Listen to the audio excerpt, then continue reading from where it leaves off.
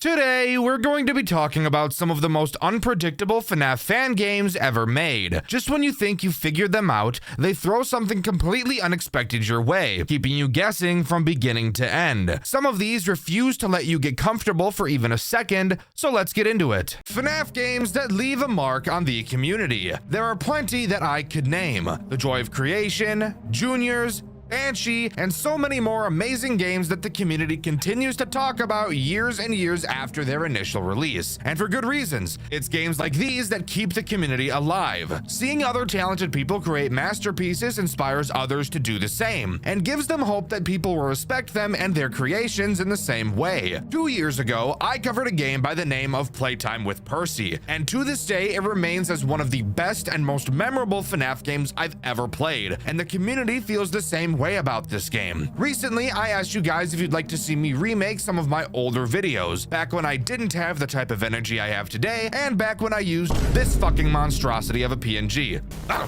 Get the fuck out of here. You guys said you'd like to see that, and I thought there would be no better game to start with than the very game that made me decide that regular FNAF game videos is something I wanted to create. So join me today as we replay through this masterpiece of a game, discuss everything there is to talk about, and answer the question of whether Playtime with Percy holds the test of time. Jumping right into night one, we don't just jump into night one, and instead start with an opening cutscene. In it, we see our character, Nick, Boofy ass name, by the way. We've got spam called by our ex-boss all night. Eventually, in the middle of the night, we're dropping cheeks on some brewskis and decide to pick up, asking what he wants. Our boss tells us that after firing us, the company went to shit.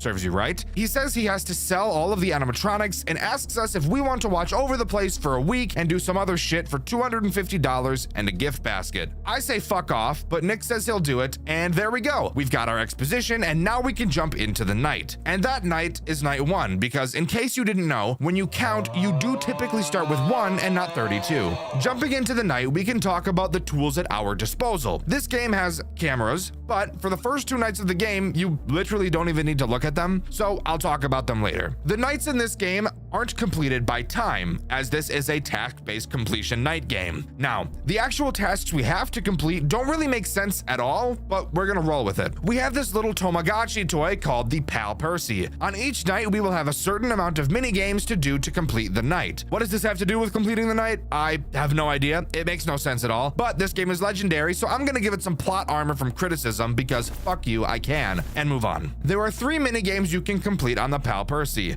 The first is a feeding minigame where you need to collect 3 bones that drop from the top of the screen. Completing any of these minigames will give you a different amount of points. This food minigame will give you 1 point. The next minigame is a watering minigame where you just have to shake a bottle up and down into a food bowl to get the water bowl filled with water. Because in case you didn't know, when you hold a water bottle upside down, the water doesn't just come out, you do have to shake it like it's a thick liquid. This is my least favorite minigame since it switches you from using A and D keys to the W and S keys, which just feels awkward when you have to quickly switch between them. Completing this minigame will net you 2 points. Final minigame is a ball throwing minigame. Percy will appear in one of the 3 locations and you'll need to move the ball in front of him and press space to toss it to him. Do this like 5 times and the minigame ends. Completing this minigame gives you 3 points. Now you may be thinking, why would you ever do the food and water minigames when the ball minigame nets more points? Well, whenever you complete a minigame, it goes on cooldown for a bit, so you can't just spam the same one over and over again. So while you wait for the ball minigame to recharge, you can just bust out the other 2 since they're pretty quick. Alright, on to the 2 threats this night introduces, that being Charlie the Cat and Mother Moose. Usually I'd make a mommy moose joke, but this character is actually butt-ass ugly, so I'm not about to start calling her mommy. Both of these characters have the same mechanic,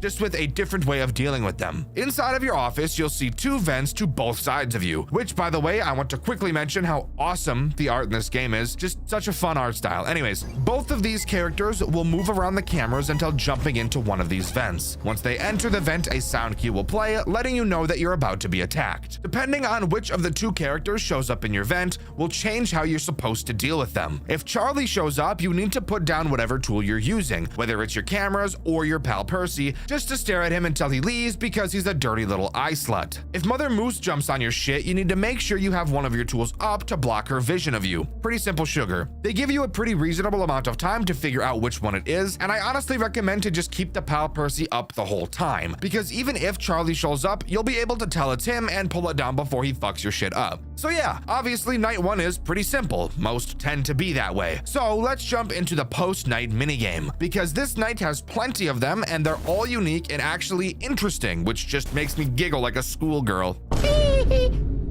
That was me giggling like a school, you get it. The post night 1 minigame has us setting up prices to sell the animatronics at, which also gives us a look at every other character before we even have to deal with them, which I think is pretty cool. In this minigame, the main goal is to set the price of each animatronic to its actual price. These numbers by default will be smaller than the needed price. You need to reject the price if it doesn't match, and then type in a 2-digit password, which will increase the price by $100. Repeat this until they match, and then press accept. Once you do this with 3 animatronics, the minigame will upgrade and get harder. During this time, the password you'll have to type in goes up to 4 digits, and the screen will be glitched the whole time just to give me a headache. Also, during this section, the threat on this minigame will get more aggressive as well. What's that? I didn't mention the threat on this minigame? Well, allow me to do that right now. Charlie the cat is the threat during this minigame. His attack is really simple. Occasionally, you'll hear his big-ass clown feet stomping towards you. When you hear this, all you need to do is hide under the desk until he walks away. So, during the aggression part, he'll do this more often, and instead of just walking by like he normally would, he stands there for a bit before continuing to walk, just wasting time. This doesn't really affect anything though, since you don't have to complete the task in a specific amount of time. However, after completing each minigame and each night, you'll get a letter grade, and the faster you complete it, the higher the score will be. So if you want to farm for higher letters, then this will matter. This does, however, bring up a speedrunning strategy that you can use to bypass this second phase entirely. The second phase only triggers after you accept 3 animatronics. So if you just match the prices for all of the animatronics and then accept all of them one after another in quick succession, you won't have to deal with the second phase of this minigame at all. Thank you to my researcher Trizzly Bear for telling me that. He has no life to this game very badly. Degenerate. Moving on to night 2, we have one more threat to talk about, that being Farmer Felix. I can't lie, I don't really know what type of animal he's supposed to be. Maybe it's a ferret? I don't really know. An otter? But lucky for us, that doesn't actually matter, because what does actually matter is what he does. And is it a big problem for us? Well, like I said last night, we still currently have no reason to ever look at the cameras. So thankfully, he's no camera nonsense character. On this night, you will see a color panel has appeared in the top left corner of the office. If you have colorblind mode on like I do, these color squares will also have shapes on them. Thank you, devs. I appreciate that a lot, actually. Occasionally, you will see Felix start walking across the hallway through the massive window in front of you. His eyes will be glowing one of 4 possible colors, and before he gets to the end of your hallway, you'll have to toggle the correct button on the panel. If you have colorblind mode on, then a cutout with the shape will appear in the window as well. Incredibly easy character, but you'll soon see how all of these characters synergize to become some of the most challenging gameplay I've ever played. This game is so fucking cool, by the way, if I haven't said that yet. Also should mention that as we move forward through the nights, that the amount of points we'll need on the Pal Percy will increase. Generally speaking, making each night take longer than the last. So this night has more points than last night, blah blah blah.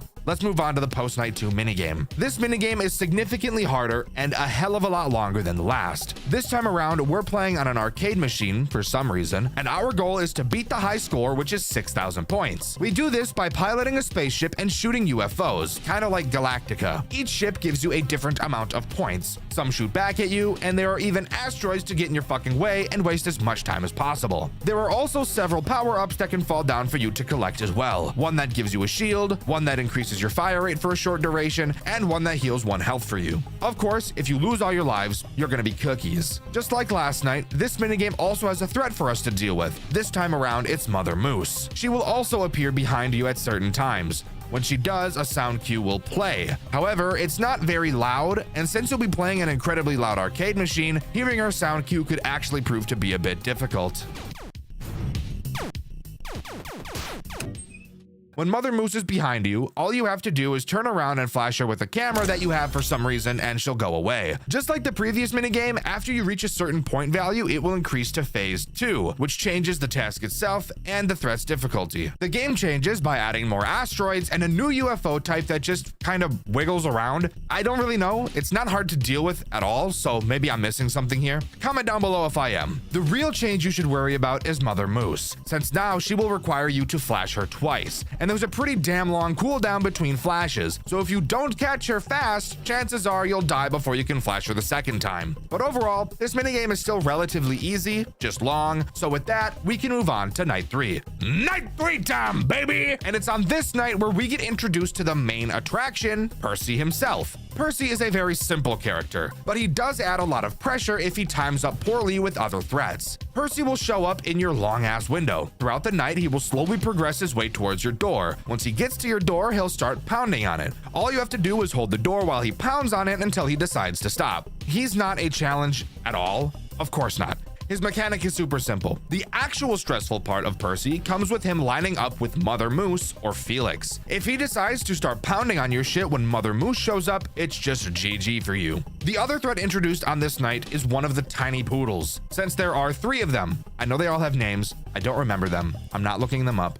I'm lazy, leave me alone. I actually think one of them appeared on night 2 as well, but I never saw it, so I'm just gonna pretend like it doesn't exist until I do see it. The poodle introduced on this night will randomly peek into your office through the door. If you don't kick her ass out in time, she'll hold the door completely open, which will allow Percy to flash step into your office at Mach 20, collar you up, and start walking you like a dog. Well, the tables have turned. This threat is also super easy to deal with. Just close the fucking door when you see her, and it's not a big deal. What is a big deal, however, is the long-ass post-night minigame for this night, where we go toe-to-toe with Rowan Rat. During this minigame, we're tasked with, I don't even know. Like, I don't actually know what we're doing.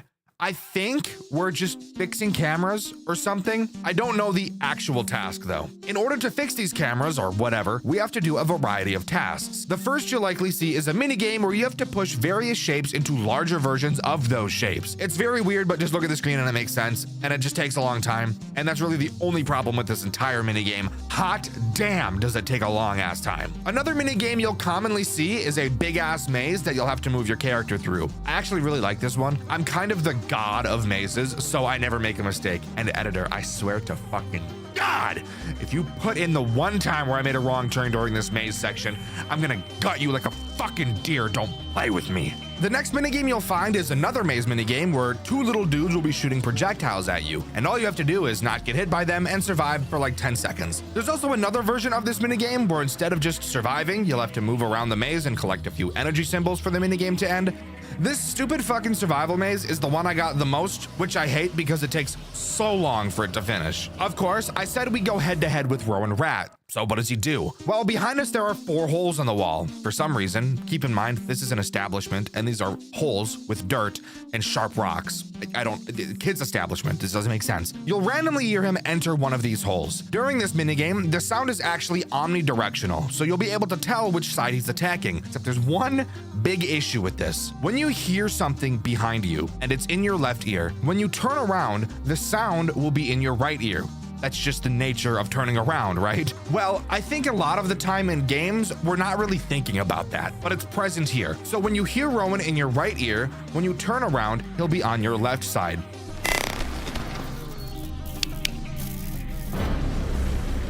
So that's just a bit confusing, but not bad at all once you've got it down. All you have to do is hold your flashlight on him and it'll go away. And of course, once you reach the halfway point, the minigame upgrades and becomes harder. Not only do the minigames all get glitched and give me a damn headache, but the real issue is Rowan. Except he's not an issue at all, and I can't lie, I'm over exaggerating. It's not that bad at all. Once you flash him the first time, he'll move to the other side of the room and you'll have to flash him again. No problem at all. The biggest issue is really just the long ass minigames. Now, who's ready for night 4? Moving on to night 4 is where this game finally starts to show what's in store for us. And rest assured, this night will start to get you stressing a little bit, mainly because of the brand new threat it introduces. However, before we start talking about that, we need to talk about the cutscene we got before this night. Nick calls the boss man and leaves him a voicemail telling him that the week is going well. He mentions the malfunctioning animatronics and, more importantly, the fact that Pal Percy is acting very weird. Which, yes, it has. During night 3, about halfway through, you'll notice that the face on Pal Percy completely disappears. So yeah, needless to say, there's something not so right about this Pal Percy. On the way out of the building, we find a conveniently placed DVD on the floor. Of course, we get on our klepto shit and we take the DVD and head home to see what's on it. We turn the TV on and pop the DVD in, but nothing happens.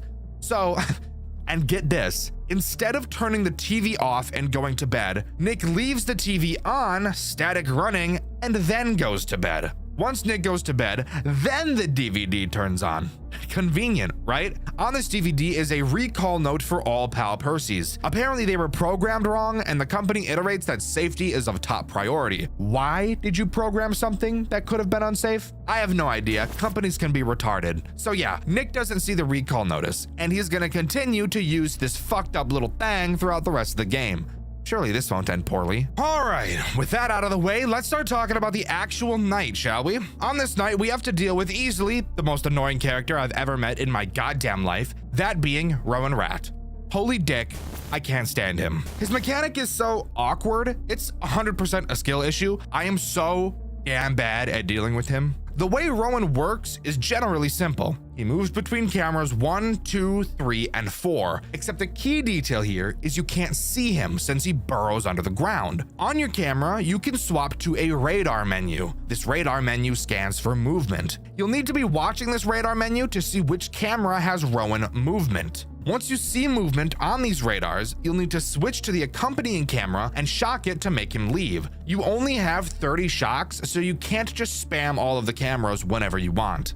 Again, it's not hard to deal with at all. However, just remembering to go do it is my problem because I'm retarded. Anyways, moving on to the other threat this night introduces, which is one of the other tiny poodles. This one is annoying as dick. Occasionally, you will see a small notification next to your camera button. When you see this, that means Dickhead Poodle is attacking. That poodle will then teleport to a random camera, and you'll need to find the camera and just stare at her until she disappears. Yeah, one of those annoying ass characters. Thankfully, if you beat the night quickly, you won't really have to deal with this poodle all too much, so thank the Lord for that. The weird shit on this night is that the Pal Percy will start making these weird faces, so that's fun and totally not like a bad time at all. Now, moving on to the post-night minigame, which is thankfully nowhere near as long as the last one. During this minigame, we're tasked with repairing Farmer Felix. Doing this is very simple. We start by unscrewing a plate on the back of his head, and then we can jump into his VR vision and start going to town. Not like skull fucking him, that'd just be weird.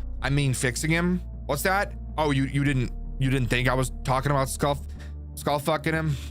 You didn't think that was just me? Okay, let's just move on. In order to fix him, we have 4 tasks to complete. The first requires us to put 9 gears together 3 times. At the bottom of the screen, we'll see 3 colored gears and 9 colored slots for them. All you have to do is drag the correct gears to the correct slots. Simple. Do this 3 times and task 1 is done. The next task confused me, but that's because I'm a moron. We're given 2 prompts. What you have to do is completely ignore what the prompts say and instead focus on the numbers above the boxes. This just goes back to this first game's post-night minigame. Reset the prompts until these 2 numbers match and then approve them. Do this 3 times and task 2 is done. Task 3 requires us to just crank this little lever thing. Crank it too fast and it'll overheat. Crank it too slow and the meter will go down. So it really just requires you to have a good balance of cranking. Kind of like jerking off so you don't tear your foreskin. Jesus Christ. Anyways, the final task is just Simon Says for like 6 rounds. Really fucking easy. The threat on this night is surprisingly not Felix himself, but is instead the 2 little fucking poodles we've been dealing with in the night section. Occasionally while working, you'll hear them appear. You'll have to exit the menu, find them and click on them and they'll go away. Simple. Once you make half progress, the minigame gets more challenging, except not really. The only big issue is that the poodles get much more aggressive. Honestly, even before this, they were the most aggressive characters I've seen throughout this entire game, so that's super fun. And you have to click on them twice instead of once, so that's not a big deal at all. Moving on to Night 5, there's actually nothing new to talk about here, as no new threats are introduced, and it's just a harder version of Night 4. However, one thing I noticed on this night was the 3rd and final little poodle. This guy will pop up in your window, and if you don't finish a task on your Pal Percy in time, it's GG. This is really a non-issue since you'll be doing tasks constantly the entire night, so not really sure why he's even here in all reality. Again, this night is just a harder version of Night 4, so not much to talk about here, so let's just move on to the post-Night 5 minigame, which is also incredibly lackluster. All we have to do is fix up Percy by taking off his collar, doing a bunch of weird shit in his chest that in all reality wouldn't fix anything, and we're done. Only to realize that clearly we fucked up something because Percy starts smoking like a trailer trash mother. We get a call from our boss. He tells us that we can use a substitute battery if we can find one and hangs up like a dick. We get the idea to use Pal Percy as a substitute and do exactly that. And would you guess? It actually happens to work.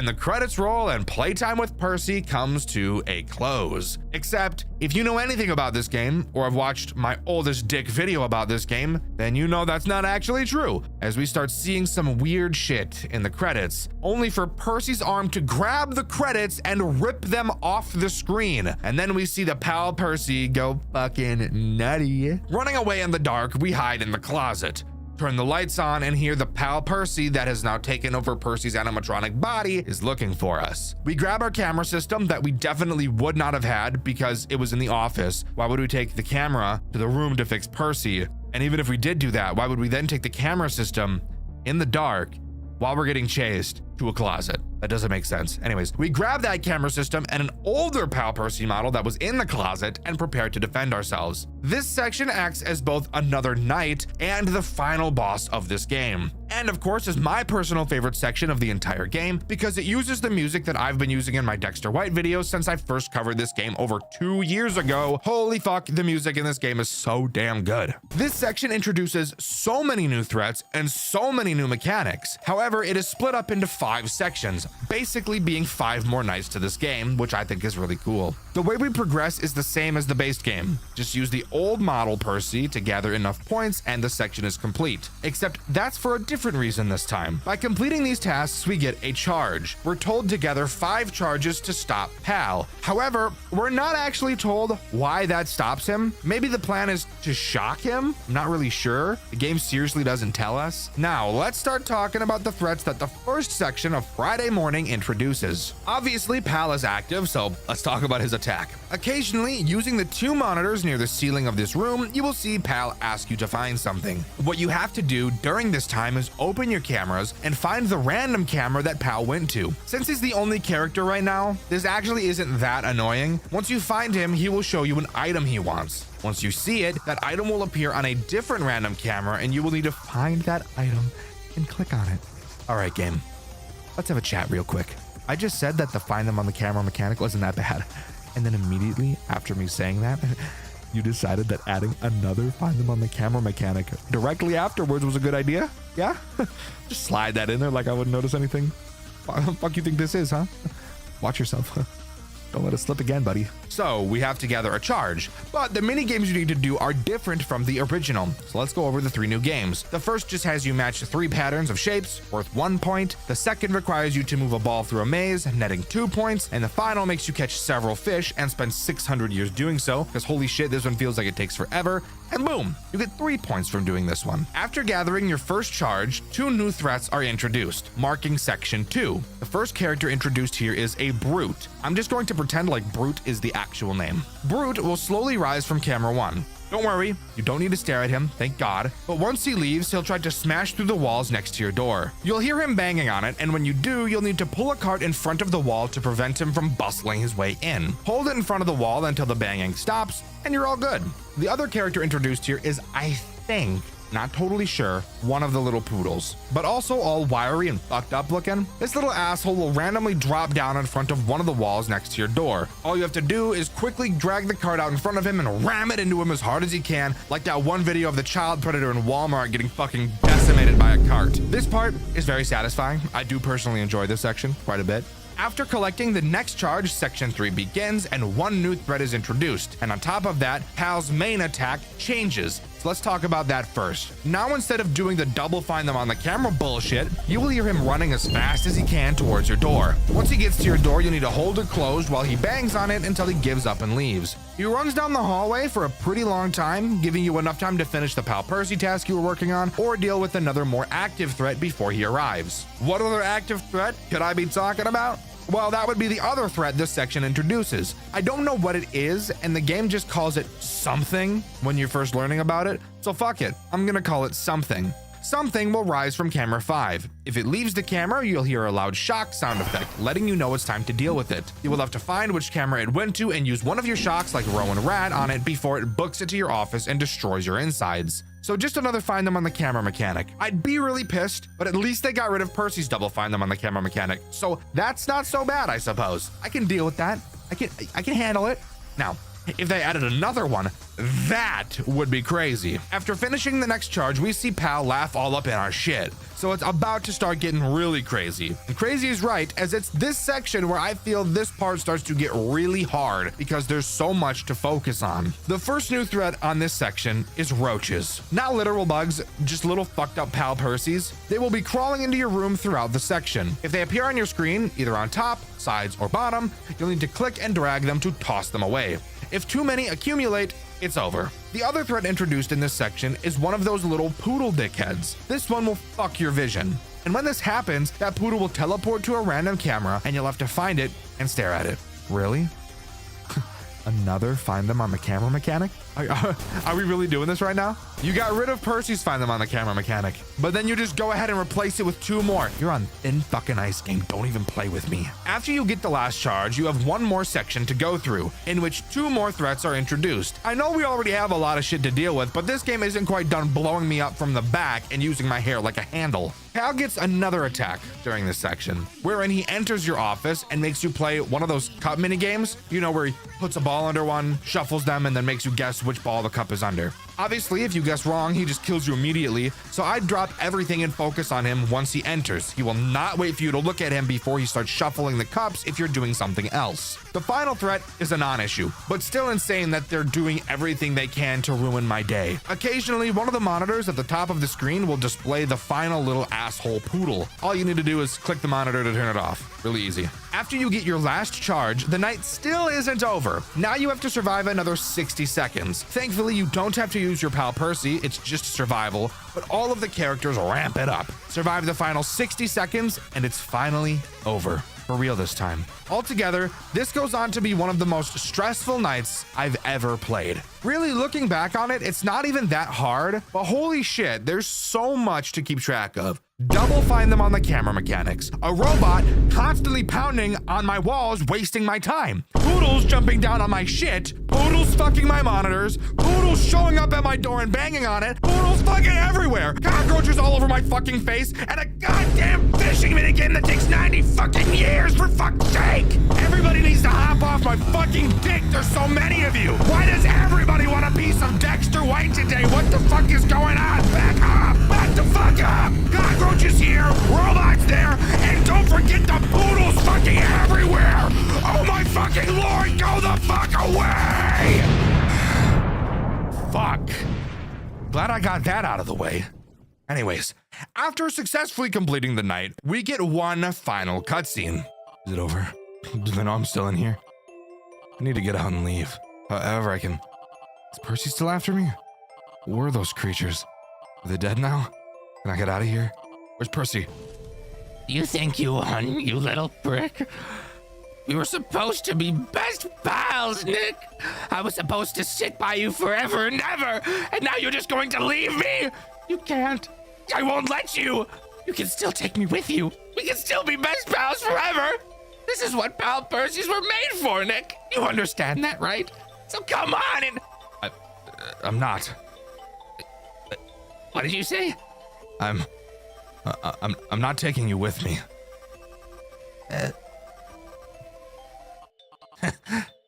All right then. Suit yourself. But wait, really?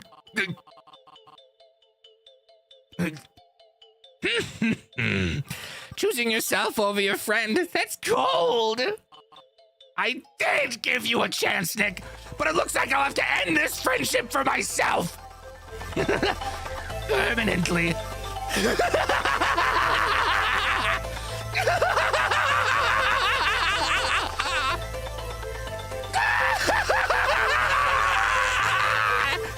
Are we clear? Are you sure? All right then, send it. Did you say something? It almost sounded like...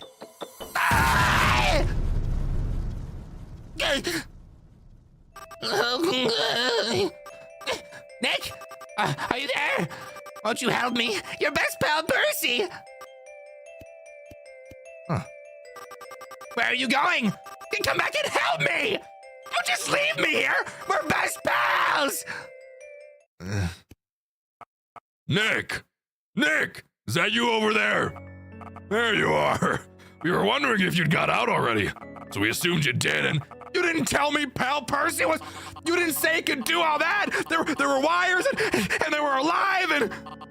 slow down, son. They can't do that. They were recalled, didn't you know? Calm down, let me explain. Those Pal Percys went absolutely crazy the more people used them. We never found out why. I assumed it was because they used the same batteries as the robots, but I never really thought of it much after they were recalled. So that's what was on the disc. Huh. Only I got it working. So you see, none of them exist now. Technically. But I guess we forgot about one of them in there. I hope it didn't try to kill you or something. Yeah. Thank goodness it didn't. Anyway, come on. Let's go get something to eat. I'm starving. Oh, okay. Sure. And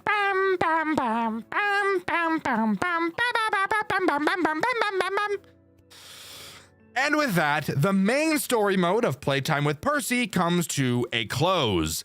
Overall, I think the story mode is great. The post-night sections are fantastic. The jump into a completely different area with a whole new set of threats to learn makes this game feel like it does something that no other game does. And even though there are a few things about the story that don't really make sense, mainly in my opinion, why Nick left his static-ridden TV on overnight, weird shit like that, I still think this game is just as good as it was 2 years ago. But judging by me mentioning that the story mode comes to a close, I'm sure you can guess that yes, we're still not done talking about this game, as there are 4 custom night characters that you can unlock to make the custom night challenges even more difficult. So let's talk about those.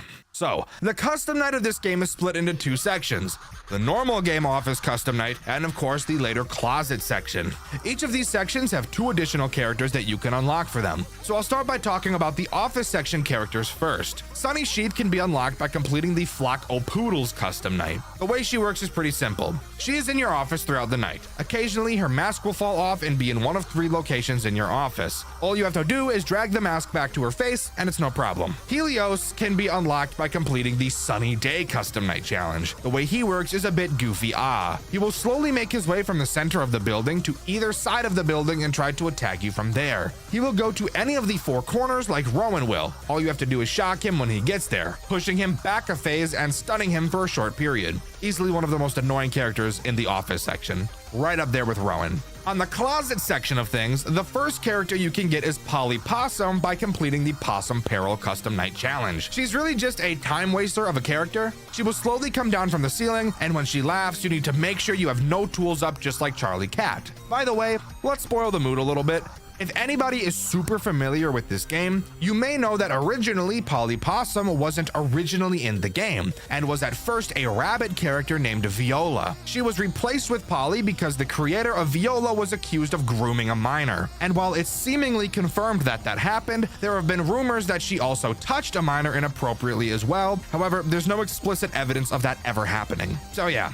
Why are there so many disgusting people in this community, bro? I hate it. Truman is the last character you can get from beating the Festive Friends Custom Night Challenge. He's basically a nuisance character. That makes 2 just for this section. As if every character already wasn't just that. He will show ads on either of your 2 devices. Just make sure you click off them and don't let them sit for too long. No big deal. But overall, that's really all Playtime with Percy has to offer. Overall, even with my few frustrations with this game, it's amazing. Everybody knows that. This game was perfect when it came out, and it's still perfect now. And actually, as of writing this, 3 months ago, Fazzy confirmed that Playtime with Percy 2 is being worked on. And you better believe I'm going to be covering it the moment it comes out. What is really the hardest Five Nights at Freddy's game of all time? Hopeless Pursuit? One Night at Frogger's? Who really knows for sure? But I think when people think of that question, they tend to think strictly about max modes, which I think is a little disingenuous. I think there's a big difference between the hardest FNAF game and the hardest max mode. For example, I think FNAF 1 is much harder than FNAF 4,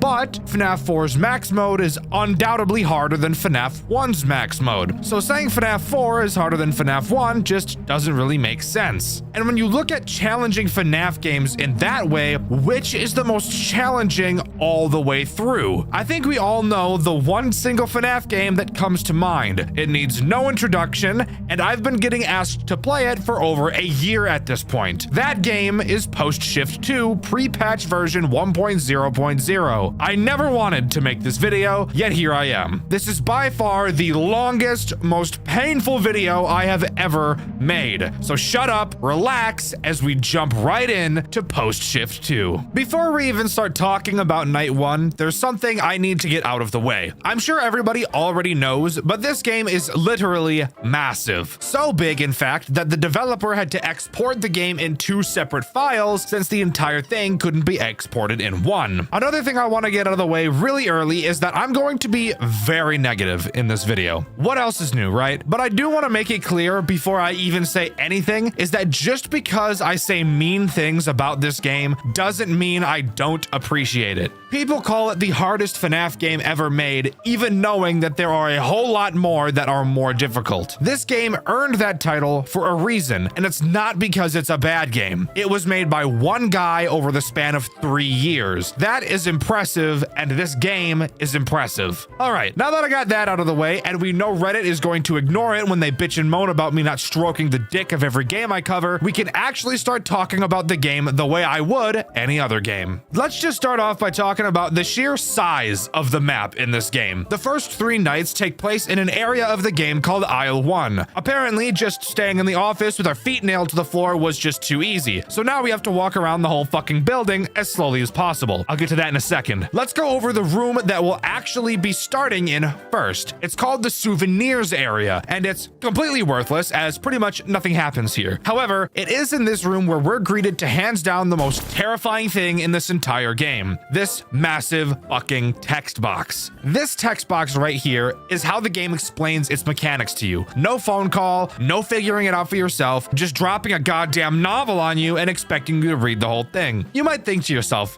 you know, I play a lot of FNAF games. I'm sure I don't actually need to read this. I'm sure I'll be able to figure it out. No, the fuck you won't. This is hands down the most confusing game I've ever played in my entire life. I'm both excited to talk about it and not excited to talk about it because, oh my god, I want to complain, but my poor little fingers are going to kill me since I'm going to be writing this entire video in one sitting, and I quite literally type out every single word that I read in these videos. The only place you can go from this room is the aisle end. Hands down, the most important room throughout this game. This is because it connects directly to 2 other incredibly important rooms, the sanitation room and the construction room. The sanitation room is to the left and the construction room is to the right. It's about right now where I want to talk about the elephant in the room when it comes to talking about moving in this game. That being long as fuck, shit ass, fuck ass animations that play whenever you want to go anywhere. It's almost like every time the player moves, an earthquake that levels a 5 on the Richter scale goes off, causing our player to shake and jolt their head in every possible direction, making me so motion sick I was unable to beat this game myself without throwing up. And no, I'm not joking. This is quite literally the reason I avoided this game for so long, and yes, I seriously didn't beat it because I was getting so sick from these animations. And the best part? These animations take so long to play out, and the map is large so that a majority of the time when you need to respond to something quickly on the other side of the map, it'll take a solid 30 seconds to do that, making your blood pressure go through the roof every single time. To get to the sanitation room, like I said, you have to go left from the aisle end. However, you don't just have to sit through one movement animation, you actually have to sit through 2, because the first room you enter is a filler room and is literally completely fucking useless. Guys, I'm already mad, and we've only just begun. And of course, once you actually get to the sanitation room, you're hit with another text box the size of your mom's ass. Now, getting to the construction room, I'll tell you, is actually pretty funny. Once again, like I've already said, all you have to do is turn right from the aisle end, and this time you don't have to go through a useless room. Once you get to the construction room, you have the option of going into a back room area of the construction room. However, it's useless. So useless, in fact, that the game actually tells you that you should never go there because there's quite literally no point. So like, why the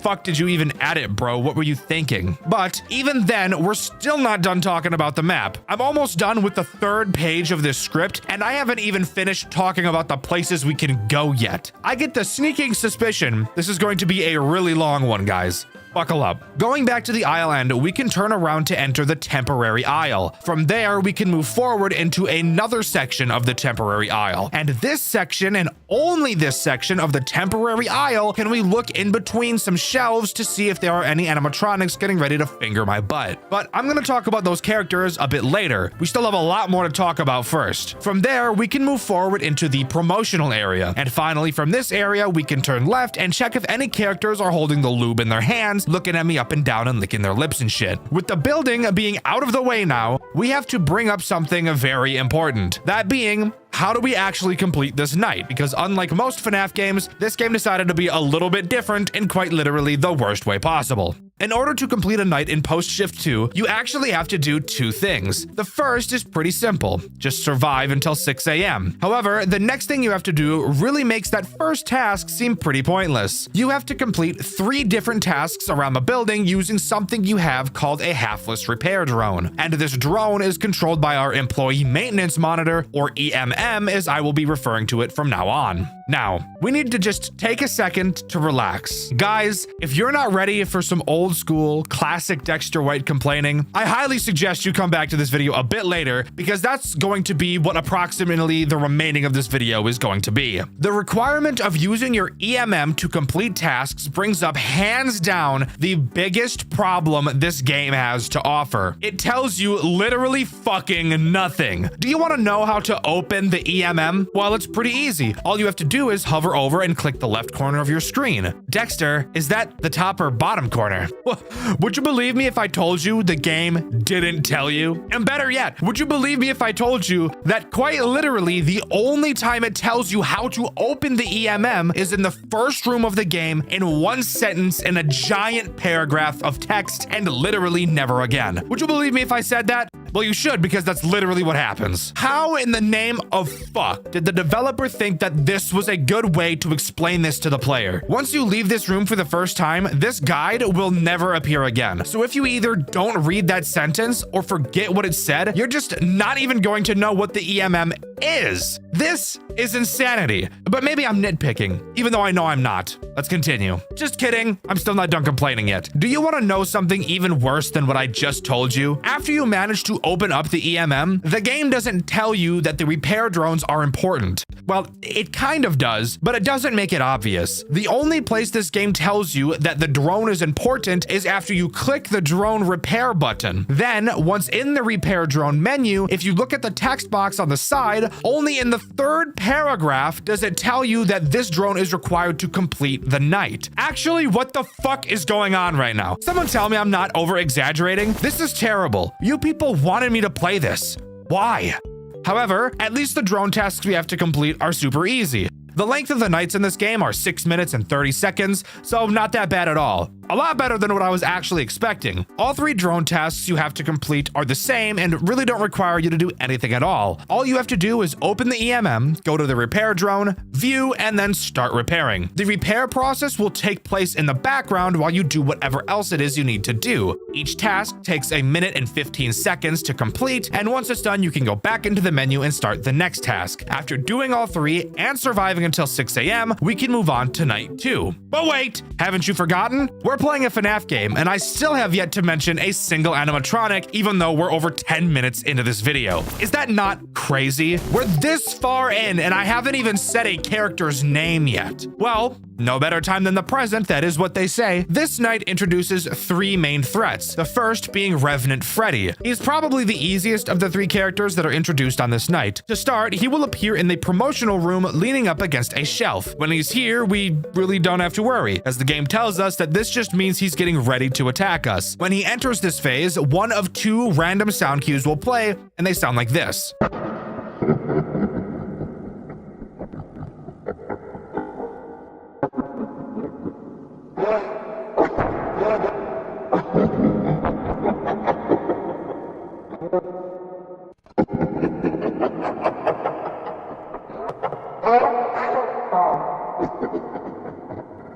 Now we get to talk about how stupid the rest of the way Revenant Freddy attacks really is. Once Revenant Freddy decides to attack us, he will move to the other part of the promotional room. That part being that direction I told you that you can turn in a bit earlier. Once Revenant Freddy is here, that means he's about to kill you. However, for some reason, he plays no sound cue when moving into this position. You know, the position he gets into that actually matters. Yeah, you just have to figure that part out by yourself. Sound cue for something retarded? Yes, please. Sound cue for something important? Nah. Now we get to talk about something else that is incredibly frustrating. That being how to deal with him. The way to do it is simple. Just go to the aisle end, open the EMM, select a drone. No, not the repair drone. This is a different drone. And then target Revenant Freddy and send it off. The actual problem with this is a common recurring theme this game has. Literally never telling us fucking anything at all. In order to learn that this is what we need to do, we need to open the EMM and then click on the drone to read 3 paragraphs. And that's not the end of it. In these 3 paragraphs, where exactly it explains Revenant Freddy is probably a total of 1 to 2 sentences long. What the fuck? Like I already said, Revenant Freddy is the easiest character on this night. We still have 2 more to talk about, and I promise you, both of them are no less confusing. The next character to mention is Minotaur Freddy. What does Minotaur mean? Well, it stands for Micro-Implemented Neural Activated Transferable Energy Rotors. Damn. So tell me, Dexter, what does Micro-Implemented Neural Activated Transferable Energy Rotors Freddy do? I'm so glad you asked. Micro-Implemented Neural Activated Transferable Energy Rotors Freddy can attack you in 2 different places, in both the sanitation room and the construction room. Let's talk about the construction room attack first. Once Micro-Implemented Neural Activated Transferable Energy Rotors Freddy arrives there, this sound cue will play.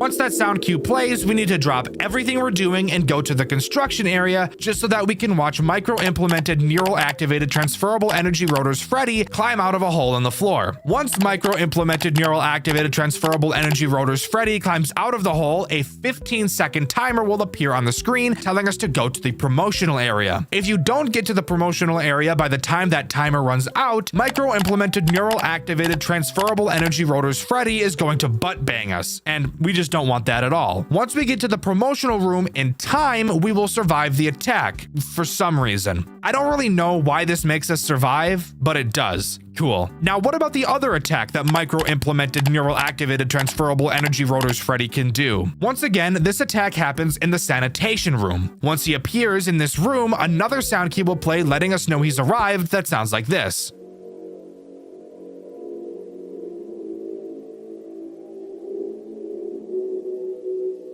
Now, this attack is where it gets confusing. By the way, if you couldn't tell, both of the sound cues he plays sound exactly the same. They are slightly different, but I highly doubt you'd be able to tell them apart. Here, let's actually play a game. Now that I've shown you both of the sound cues, let's play one of them and you tell me which one it was.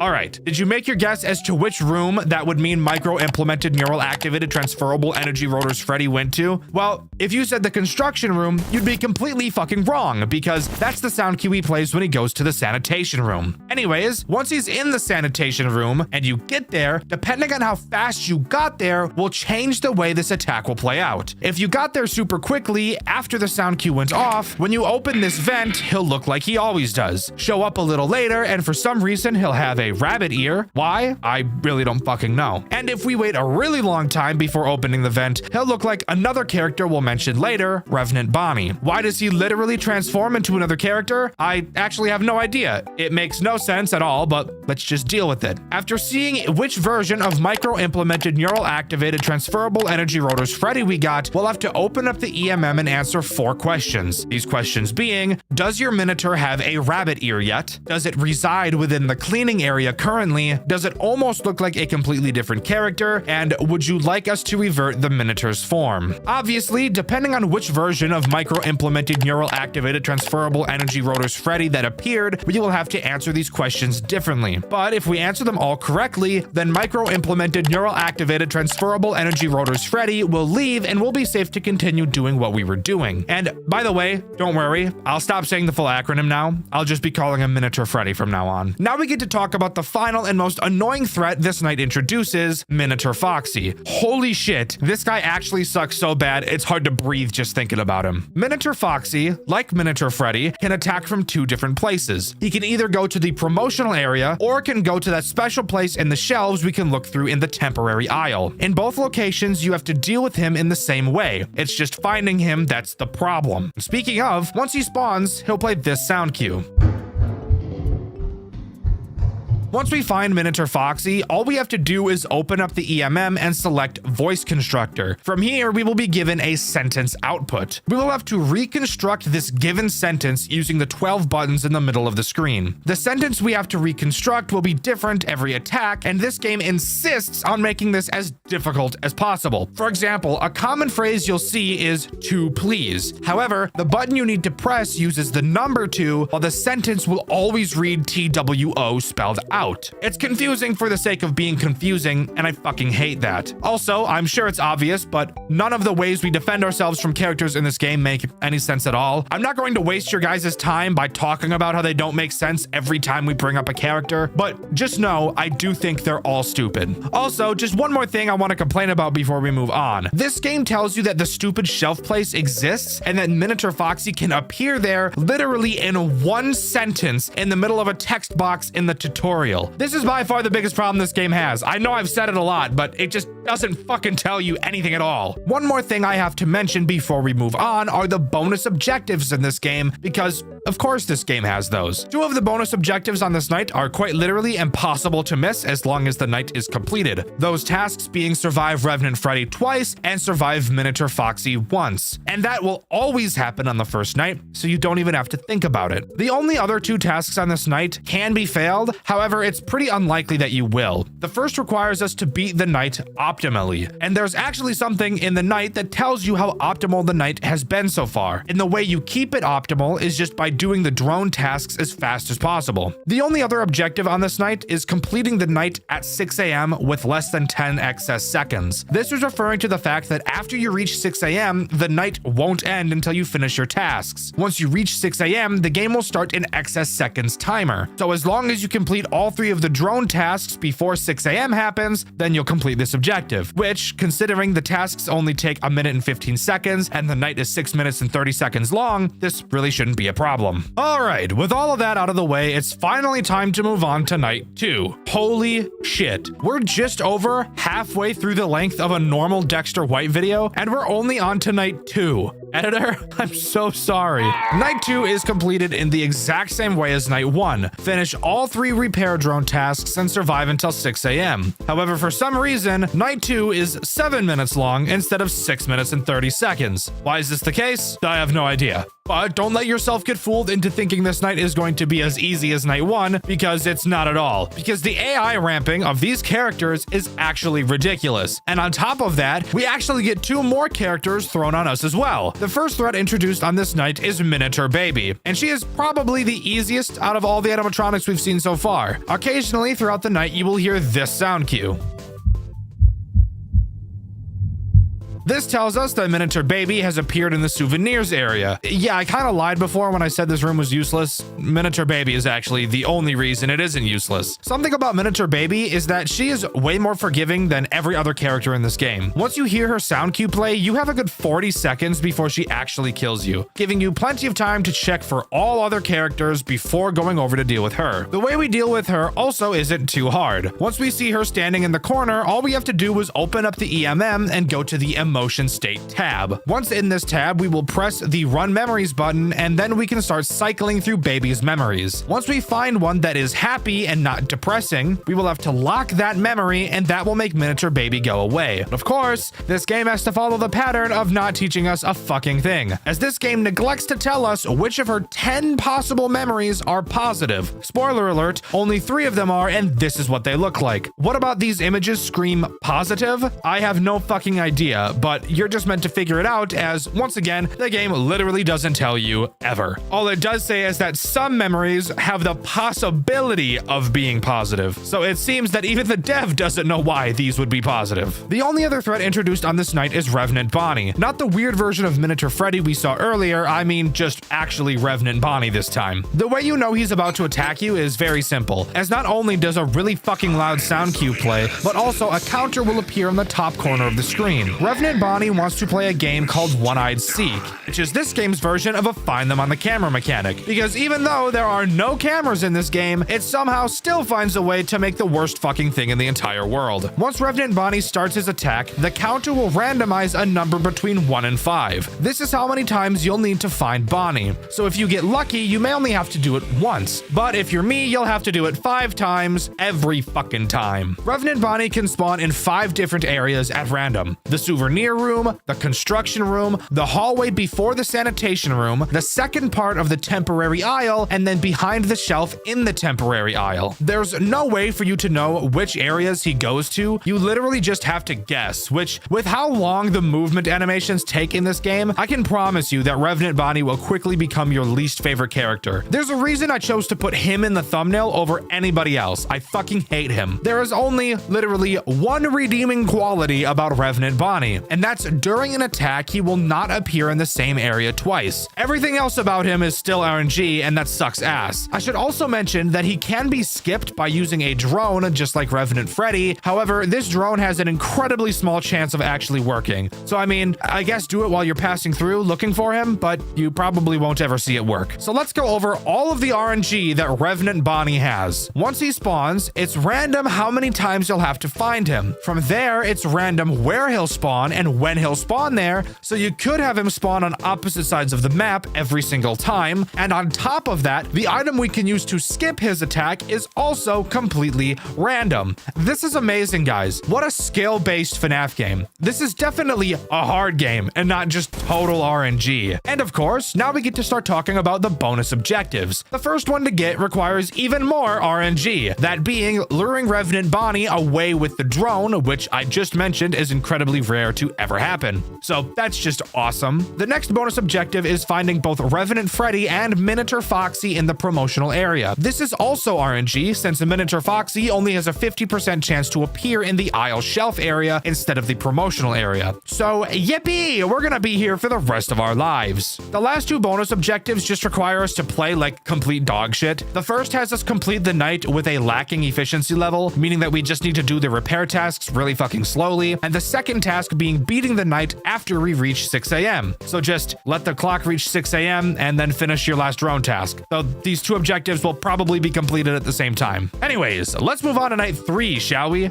The way we beat this night is exactly the same as night 2, so I won't touch on that. But there are another 2 characters added on this night, bringing the total up to 7. Fucking awesome. Love it. The actual threats introduced on this night are Remnant Chica and Remnant Foxy. And before we actually talk about them, I want to bring up something that confused me. For some reason, both Freddy and Bonnie have the name Revenant, while Chica and Foxy use the word Remnant. Why is there this change in their names? I don't have any idea, and from what I read on the wiki, it's not explicitly explained, so we're just gonna ignore it, and if I misspeak for the rest of the video and don't notice, I just don't give a fuck. But if you guys want to have fun, take a shot every time I mess it up. So let's talk about Remnant Chica first, since she's by far the easiest, but that doesn't exactly mean she's easy. And for those of you who have played this game before, you know exactly what I'm talking about. Remnant Chica spawns in the construction room, but in the back area of it. Yeah, you know, that area of the construction room that the game itself told us we should never go to because it's useless. Usually I'm the one lying in these videos, but for some reason the game is the one doing the lying this time. Regardless, when Chica spawns, she will make this sound cue.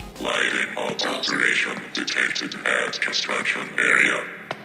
Once we hear this sound cue, all we have to do is go to that corner of the construction room and stare at the hole in the floor until we see a yellow flash, which, yes, by the way, of course it's random how long this will take. Then after we see it, all we have to do is run back to the aisle end and launch a drone to distract her. So she is basically just Revenant Freddy in a different area. The only reason she's more frustrating than Revenant Freddy is because of where she's located. It takes so fucking long to get over there and so fucking long to get back that if literally any other character character spawns while you're dealing with her, you are pretty much guaranteed to lose. The only other threat introduced on this night is, of course, Remnant Foxy, who, would you believe me, also uses that funny little area in the construction room that the game told us itself was fucking useless. Isn't that just revolutionary? I'm gonna make a FNAF game where the phone guy just fucking lies about how to deal with characters. I can just see it now. Five Nights with Dexter, where we have a phone guy tell us to close the door on a character, but what we actually have to do is cup our hands below our bare ass, squat down, and take a shit in them, then play patty cake with the animatronic at our door. Except we're not gonna tell the player that's what we actually have to do, and we're just gonna hope that they figure out there's a poop patty cake button that's invisible in the corner of the screen until you hover over it with your mouse. God damn it, I hate this fucking game! Anyways, when Remnant Foxy spawns, he'll play this sound cue. When he does, he'll appear in the hole where Remnant Chica appears. You'll have to go over to him and look at him, then just like Remnant Chica, go deploy a drone for him. However, Remnant Foxy also has another possible way to attack us, and that's by crip walking up to us like some of the pedophiles you see on To Catch a Predator. Seriously, look at this predacious walk he has, and tell me he's not using that hook to reel in some kid's ass on the down low. Anyways, once he does walk up to us, we'll have to open up our light module. This is not inside of our EMM. Instead, it's actually another invisible button that the game basically doesn't tell you about in the bottom right corner of the screen. Once you pull this up, all you have to do is press the 3 buttons on it in order, really slowly, and then Remnant Foxy will go away. Again, why does this work? Ride my dick like a bike, that's why. Anyways, those are the only new threats on this night, which means we're free to move on to the bonus objectives. The first and fourth objectives are pretty easy. The first has us complete the night with optimal efficiency, just like night 1, and the fourth requires us to use the drone to get rid of Remnant Foxy. By the way, this has a typo in the menu, so that's cool. The other 2 threats are pretty unique, however. The first tells us to use input lag on our monitor for 3 minutes during the night. I'll talk about that one in just a second because it's really fucking weird. So let's talk about the other one first. The other one being view Remnant Chica before she attacks you. Now, of course, while I was explaining her mechanic, never once did I say that you actually see her, and that's because you don't. However, once you get back to the aisle end, before deploying the drone, you can actually turn around and see Remnant Chica standing behind you. This is all you need to do. So not very difficult at all, but it's kind of cool, I guess. Anyways, now we can talk about the input lag objective, which is really weird. I've neglected to mention something pretty important up until this point, and that's that the EMM actually has a battery life. And the more you use it, the more it decreases because that's just how power works, dumbass. Input lag is a special mode you can put your EMM into that causes your EMM to use less power throughout the night. However, at the expense of your mouse just teleporting somewhere random around the screen at random whenever it feels like it. I've not mentioned this input lag option before either because it's like completely fucking useless, but the objective forces us to use it for at least 3 minutes throughout the night. It actually sounds a lot worse than it actually is, and it makes our shit drain less power, and with how much you'll be using it during this night, that's actually much more helpful than it is hurtful. But with that, we can move on to night 4 and the second part of this game, because if you remember like 800 years ago, I mentioned that this game was too big to fit into a single game. Alright, this is where the game starts to get fucking insane, so really prepare yourself for this. Night 4 introduces a brand new area to the game and a shitload more threats to deal with. This new area is called the Miniature Containment Room or something like that. I can't remember and I'm too lazy to look it up. I know, I'm an amazing YouTuber, aren't I? This area is a lot smaller than the map we've gotten used to, but it's also only used for a single night, so that's probably why. The main room we'll see is the containment area, in which we can see one of the characters this night introduces, Remnant Puppet. Turning to the right, we have some fucking boxes, and turning to the right again, we'll show an area where we can see Remnant Balloon Boy. Going back to the main room, we can look under the desk, and I'll mention why later. And finally, turning to the left from the main room, we can climb up a ladder, which legitimately takes about 6 fucking seconds of animation time. Oh my god. And once we're up here, we have our main view of the place, and we can turn around to look at more fucking boxes. Now we can talk about how we beat this night. Well, that's pretty easy because all we have to do is survive until 6 a.m. Oh wait, I'm sorry. Did I say 6 a.m.? We actually start at 6 a.m. on this night, and for some reason we have to survive until 12. It doesn't really change much, but just thought it was something I should point out. And now is when I have to tell you the news that is going to make your penis burst like a balloon. There are 8 new animatronics on this night. Technically, a few of them we've already seen before, but of course, since we're in a new area, they do something completely different. 8 fucking characters, all brand new mechanics, and I have to learn them. That's it. I'm done. Fuck it. I'm done. I'm done. I'm not doing it. Fuck. Damn it. Not really, of course. Just look at the length of this video. We've still got a long way to go. So let's just rip the band-aid off. So let's start by talking about the most important tool at our disposal during this night, that being the simulation monitors that we can view in the main area. Inside of this simulation is where 4 of the characters are active, these characters being Miniature Baby, Miniature Freddy, Miniature Balloon Boy, and Miniature Ballora. I'm going to talk about all of these 4 characters at the same time since they all pretty much do the exact same thing. Occasionally, any of them inside of the simulation may become pissed off about who knows what and ask you for something. On the side of the screen, you will see we have an inventory of 5 items. So if a character asks us for pizza, for example, then we have to click the pizza to give it to them. And yes, all of the characters in the simulation are humans, but if we fail to give them what they want, they will appear right next to us as animatronics and rail us from the back while using our ponytail like a handle. These 4 characters don't have any sound cues for when they're upset. However, that's where this virtual discontent percentage comes into play. For each character, whenever they get mad, they will increase this percentage by 25. This is how you know you need to go deal with one of them. Not very hard, but they're really just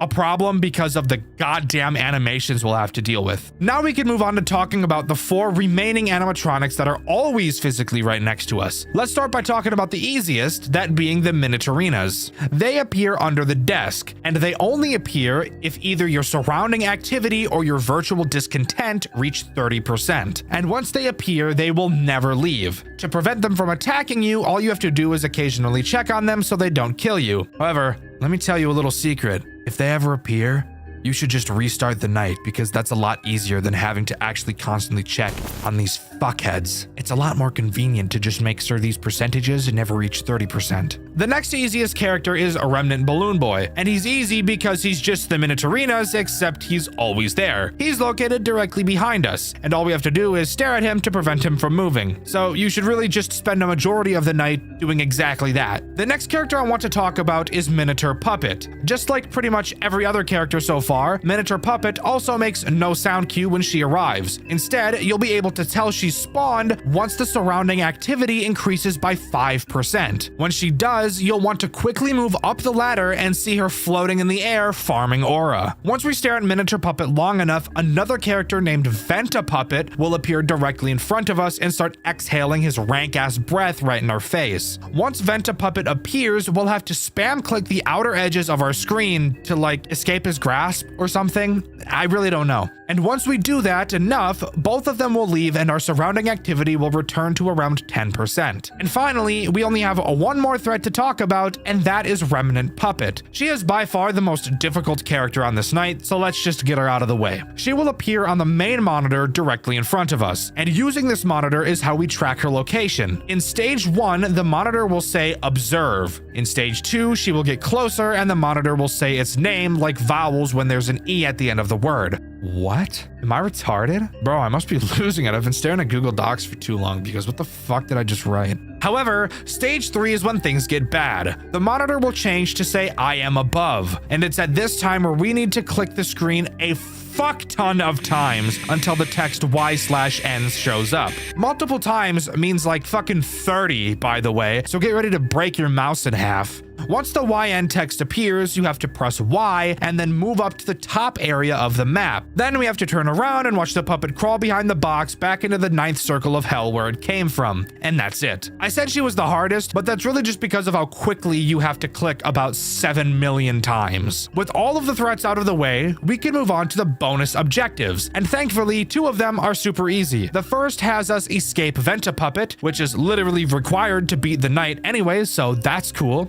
And the second is dying to Remnant Puppet, which is also not hard. However, the other 2 objectives on this night are actually pretty fucking hard. The first being getting no errors while doing the simulations. That means you can't mess up and give an unhappy character the wrong item, or give a happy character an item at all because they didn't ask for one. This is only hard because understanding which each item is kind of weird since the pictures make no sense. And finally, the hardest objective in both this night and the entire game so far is to not have Remnant Balloon Boy move from his starting position throughout the whole night. This just means we have to stare at this fat, ugly piece of shit for the majority of the night. However, this becomes really difficult when we factor in that this is entirely dependent on RNG and hoping that we don't get attacked by 2 other characters at the exact same time. And that's all Night 4 has to offer. And it's honestly such a nice breath of fresh air compared to the first 3 nights, since aside from that one bonus objective, there's literally no RNG at all and it's completely skill-based. Of course, the game still does a fucking horrible job of explaining anything. I've just kind of stopped mentioning that at this point because if I didn't, it would really quickly become 80% of this entire video. All right, moving on to Night 5, and this is where the game really brings its difficulty to the max. Sure, this entire game has been really fucking hard so far, but Night 5 and especially Night 6 are just completely fucking ridiculous. So let's get right into it. Night 5 only has 4 threats to deal with, but they're all new, and on top of that, we have another massive map to learn. And each character has an entire section of the map dedicated to them.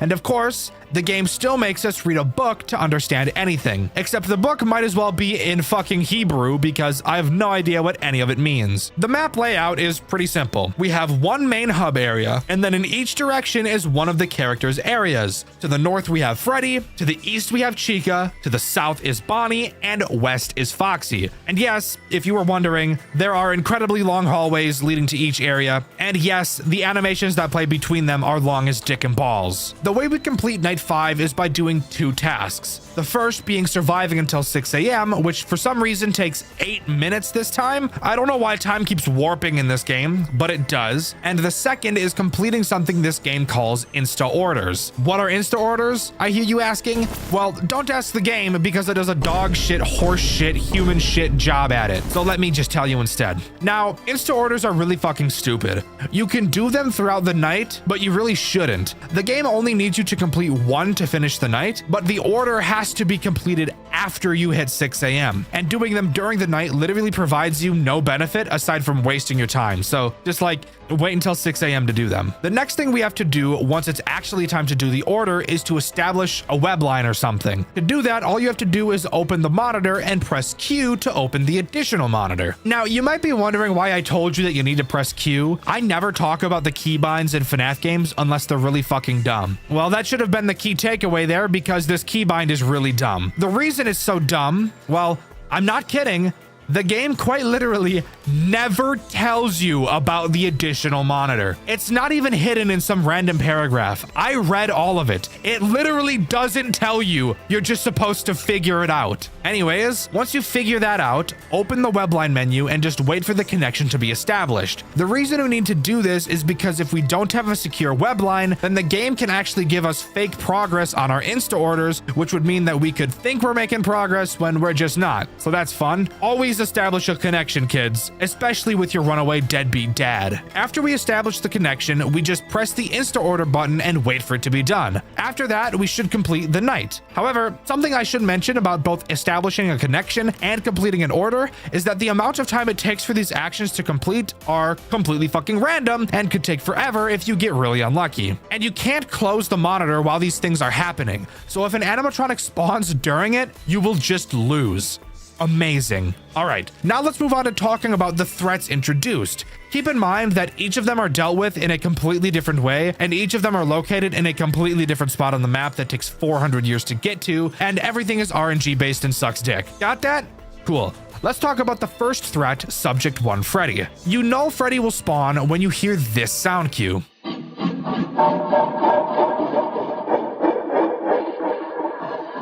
Once we get to Freddy, we will see him playing the piano like Beethoven. I think Beethoven played the piano. I don't know. That could be wrong. I really don't know. All we have to do is open up our monitor and select Song Data Bank. From there, all we have to do is correctly select which song Freddy is playing. He will be playing one of 4 songs, and of course, there's no way to know which one is which unless you already know them. I'm not gonna waste your time playing all of them for you, but just know that this is some bullshit trial and error. Once you choose the right song, Freddy will fuck off. The next threat we're going to talk about is Subject 2 Foxy. The way he works is pretty interesting, but that's because he has two forms of attack. The first is really easy and is literally just Freddy, but easier. You will hear a sound cue that will play a random hertz number. 440 hertz. Once you hear it, all you have to do is go over to Foxy's curtain, open your monitor, and go to sine waves and press whichever hertz number you heard. His other attack, however, is where it gets interesting. Once again, you will hear a sound cue, except this time it will just tell you to go to Foxy's stage. Foxy aggression detected. Move to Foxy's stage. Once you get there, you'll notice that you can't see Foxy poking his head out of the curtains like you saw last time. What you have to do is open up your monitor and then open the extra monitor and click cameras. This will show a camera inside of Pirate's Cove. You'll have to wait for Foxy's eyes to disappear, then close your monitors and click at the button at the bottom of the screen that says declare missing Foxy eyes. And of course, if you were wondering, the game literally doesn't tell you this fucking button exists at all. So that's just cool. Next up, I want to talk about Subject 3 Chica, who, I'll be honest, I still don't really understand how she works, but dealing with her is super easy. And I know that doesn't make sense, but just shut the fuck up. It'll make sense in just a second. When Chica attacks, she will make this sound cue. Tower is now being brought into stage 3. Once she does, all you have to do is go over to her section of the building, open the monitor, select override power, and then press cut, and this will make her go away. That's literally it. You might be wondering how I'm confused about that if I just explained it, but lucky you, that's what this next part of the video is all about. The reason why Chica confused me so much is the unbelievable amount of other shit that we can do to interact with her. To start, you can use oxygen removal, which will prevent Chica from killing us for 90 seconds, but will also force us to wear our mask, which, by the way, I know I haven't mentioned, but shut up, and we'll have to wear that mask a whole 90 seconds. We can also use something called a temporary fix, which will make Chica literally disappear for the rest of the night. However, from that point forward, every hour in game has a 1 in 4 chance of killing us immediately. We can use something called Prevent, which will stop Chica from ghosting for 120 seconds, but as a result, she'll become more hostile. And if you don't know what ghosting means, me too, bro. What ghosting means is that she'll just damage your mask. You might ask how we know that she's damaging it, and when she damages it. Maybe there's a sound cue, maybe there's a... Nope! The game just doesn't fucking tell us, so I have no idea, and I can't answer that question. So my main question is just, why the fuck does all this extra shit exist? You literally don't have to use any of it. Dealing with Chica is so simple, there's actually no point in using any of it at all, and in all honesty, we'll probably end up making the night more difficult if you do, rather than just dealing with her normally. And finally, we get to talk about my least favorite character, Subject 4 Bonnie. Easily the most confusing character in the entire night. Except unlike Chica, he's confusing because it's actually him who's confusing, and not all of the mechanics. Bonnie is pretty much just Freddy, but a little bit different. Where when you're dealing with Freddy, he'll play one of 4 different songs. Bonnie will instead play the same song with just 4 different versions of it. If that was confusing, that's what I meant. His song sounds like this.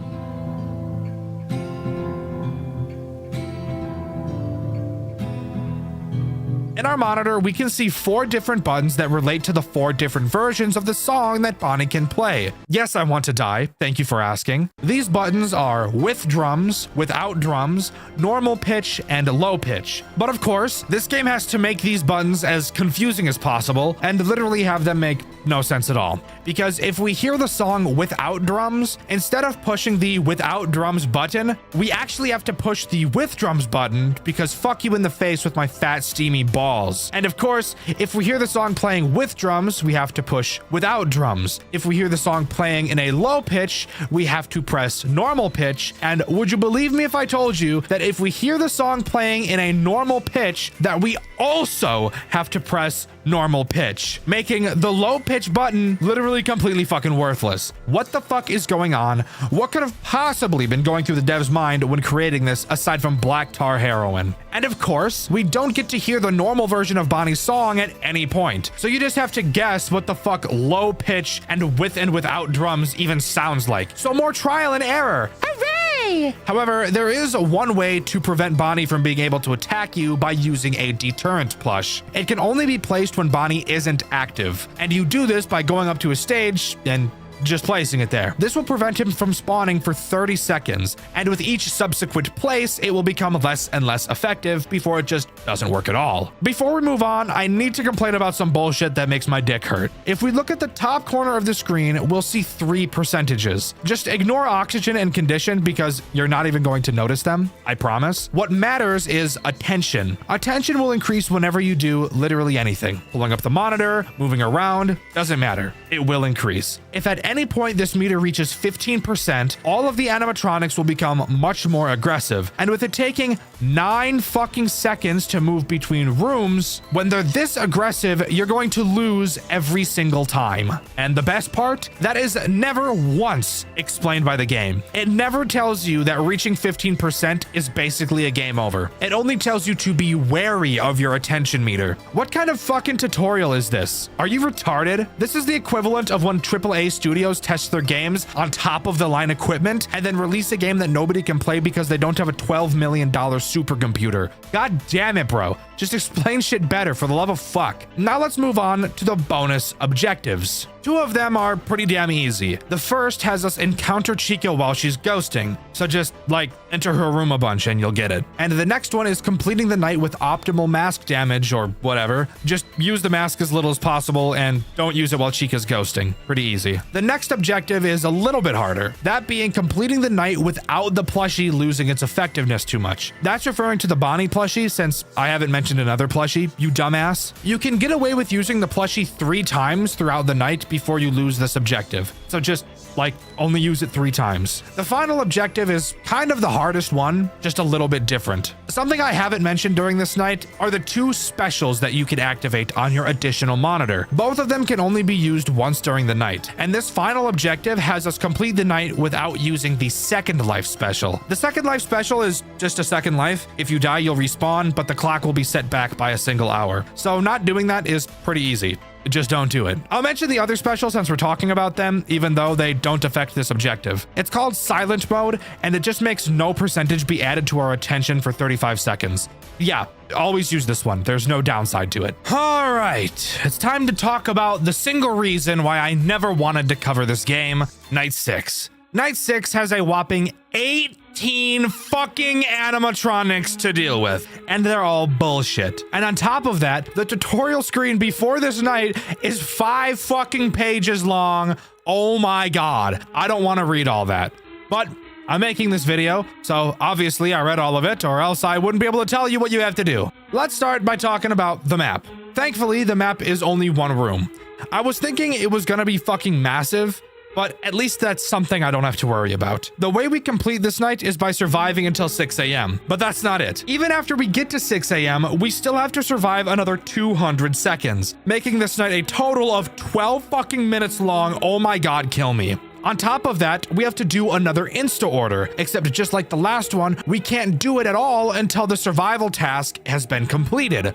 Amazing. However, I do actually have some good news for you. This night is split into multiple sections, and 3 of those sections have checkpoints, so not all hope is lost. But don't let that fool you. This is by far still the hardest night in the entire game.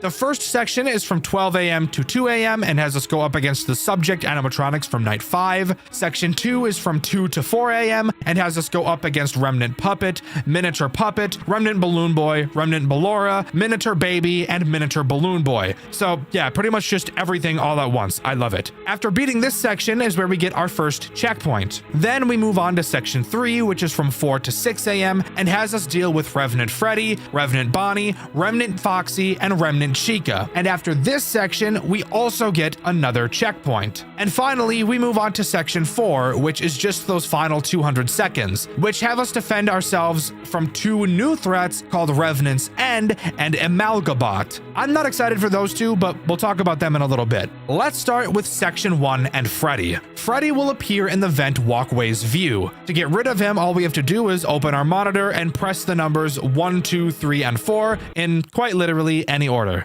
It doesn't matter, so I don't even really know why they're numbered. I guess the dev was just running out of ideas at this point. Foxy is also really easy. He'll appear in this area. Don't even remember the name, don't really care, and I doubt you do either. All you have to do is press the load voice on our monitor, and he'll go away. Once again, They're running out of ideas and it's really showing. The only problem with Foxy is that he's really far away from everybody else, and after pressing the button, you have to wait like 10 seconds before you can continue. Chica is also incredibly easy. She'll appear at the prototype table, and if we happen to see her little doggies peeking out from behind the table, all you need to do is pull out your Chica plushie and turn it around. Yes, turning it around is a different action from pulling it out. Don't ask me why. This will cause her to go away. Again, super easy. I see why there's no checkpoint at the end of this section. Bonnie is the last character in this section, and he's by far the hardest. Just like Night 5, he'll play his stupid song, and you have to press a button correlating to what the song sounds like. Except this game, of course, had to change the way this shit works for some reason. The buttons this time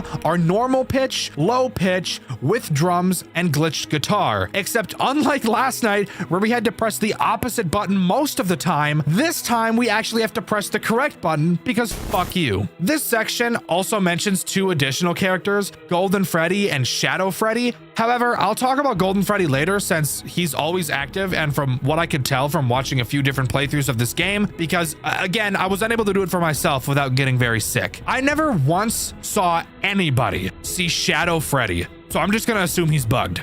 Now we get to move on to section 2, which is much fucking harder than section 1. Like, a lot fucking harder, oh my lord. Let's just start by talking about Remnant Balloon Boy. He appears at the communication area. He will slowly open up his chest throughout the night, and all you have to do is click it every once in a while to stop him from boinking us. The next threat is Miniature Puppet, who can spawn on your cameras at random. Of course. Oh yeah, there are cameras on this night. I just didn't say that because it wasn't relevant before. All you gotta do is stare at him and he'll eventually disappear. Just to find them on the camera character because I hate my life. Miniature Puppet doesn't kill us if we fail to do so. He just becomes an annoying hallucination on our screen. And to get rid of him, we have to stare at Golden Freddy's stage. And I'll explain why that's a problem a bit later. Miniature Baby is who I'll talk about next, and she's probably the easiest character here. Just like the previous night she was in, all you have to do is look through memories for good ones whenever she attacks, and she'll go away. This has the same problem as her last problem, so I'm not gonna mention it and just move on because this video is already long enough. Remnant Puppet is another pretty easy character.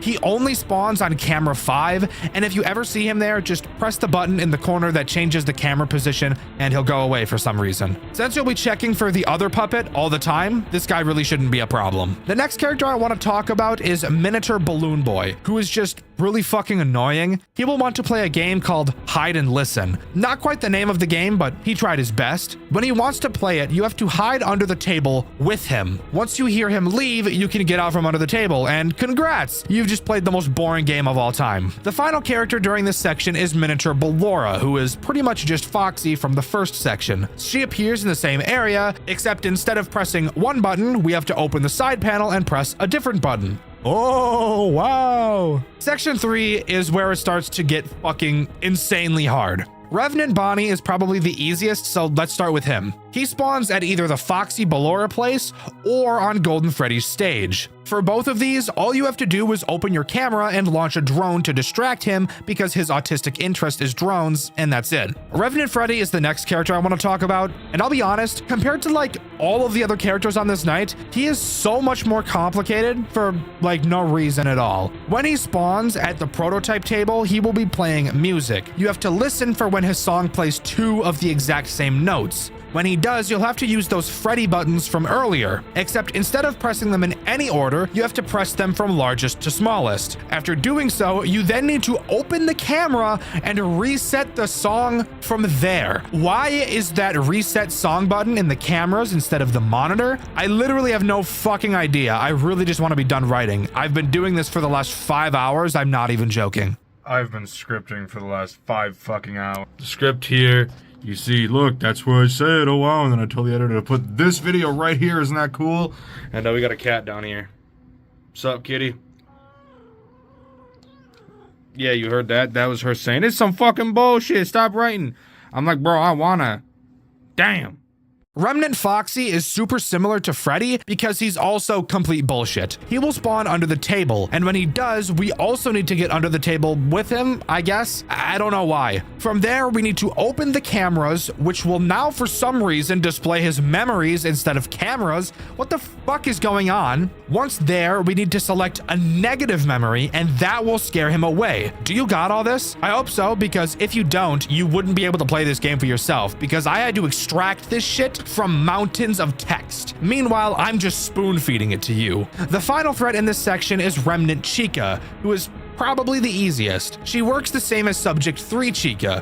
When you see her, just show her the plushie and she'll leave. The only actual problem is that you need to be really fucking fast when she spawns. And finally, we can move on to talking about the hardest section throughout this entire night, with the characters Revenant's End and Amalgabot. Let's start by talking about Revenant's End, since he is by far the most difficult and leaves a sour taste in my mouth, and I really just want to forget about him. Revenant's End has 3 different ways to attack us, all with different ways of dealing with him. The first place he can attack is in an elevator I've just not mentioned so far. When you get to the elevator, you can open the doors to see if he's there. If he's not, you'll see 2 plushies. If you actually do see him, you'll have to close the doors, wait 3 seconds, and then reopen them. Repeat this until you see him standing up, and then you can walk away. The other 2 ways he can attack are pretty much the same. The first has him spawn near Golden Freddy. We need to turn to the vent view of Golden Freddy's stage and play a voice lure from the monitor to lure him away.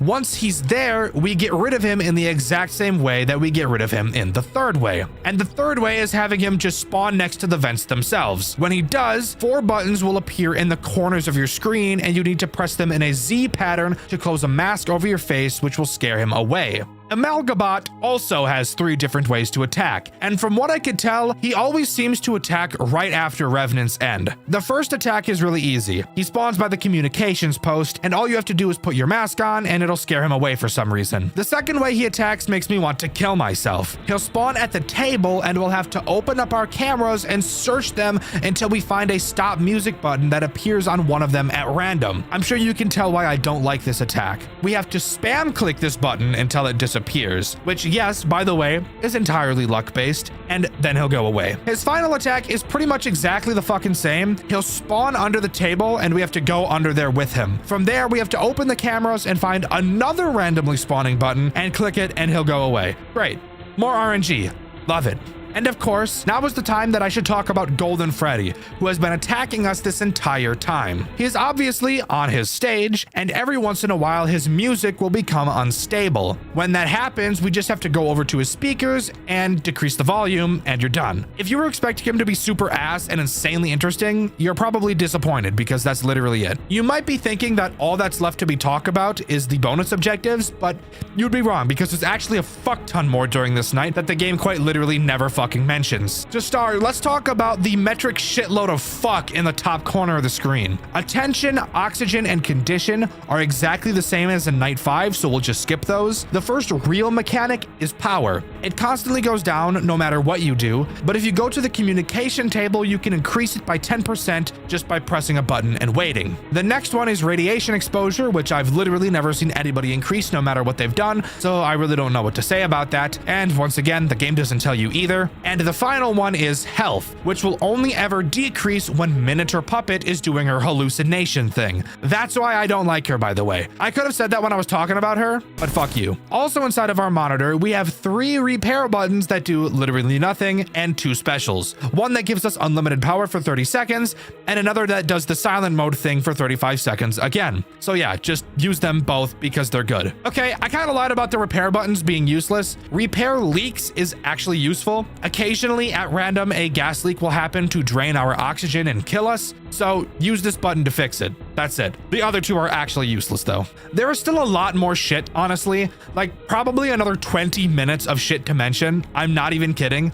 Like this weird virus thing near the Foxy area. But I seriously just want to be done talking about this game. And in all honesty, these extra things really aren't interesting or impactful at all. Finally, we can talk about the bonus objectives, which aren't really that bad, except 2 of them, which actually do suck dick and balls. The 2 easy ones are beating the night without any specials. You don't really need the specials to beat the night, so that's not really that big of a problem. And the other is to beat the night without passing 10% radiation. Again, I've never seen anybody get any radiation, so that also isn't really a problem. The bonuses that actually get hard start with beating the night without reaching 22% attention. With how much shit you have to do to complete this night, it's obviously going to be hard as shit. And the final bonus objective is by far the hardest and brings up another character I've mentioned twice during this night already. That being completing the night without going below 80% health. Basically, that just means you can never be attacked by Miniature Puppet, since if she becomes a hallucination, it is literally impossible to not go below 80% health. This is why I told you guys to really make sure you're focusing on her, because otherwise you won't be able to get this objective. But that's way fucking easier said than done, since the second section where Miniature Puppet is present probably has the most shit to do out of any other section. So you're pretty much going to get no time to actually check for her. So have fun. I know I wouldn't.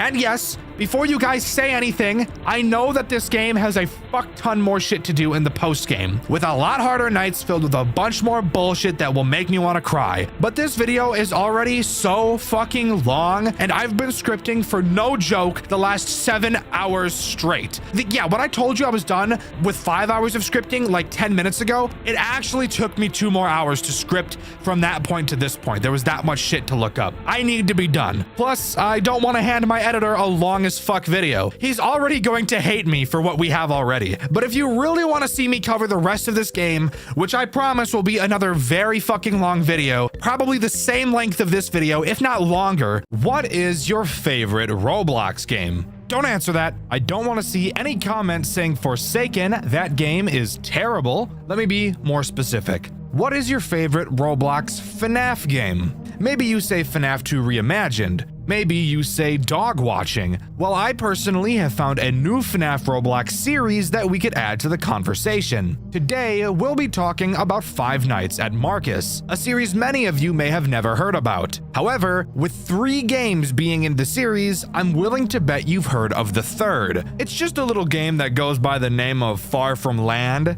Yeah.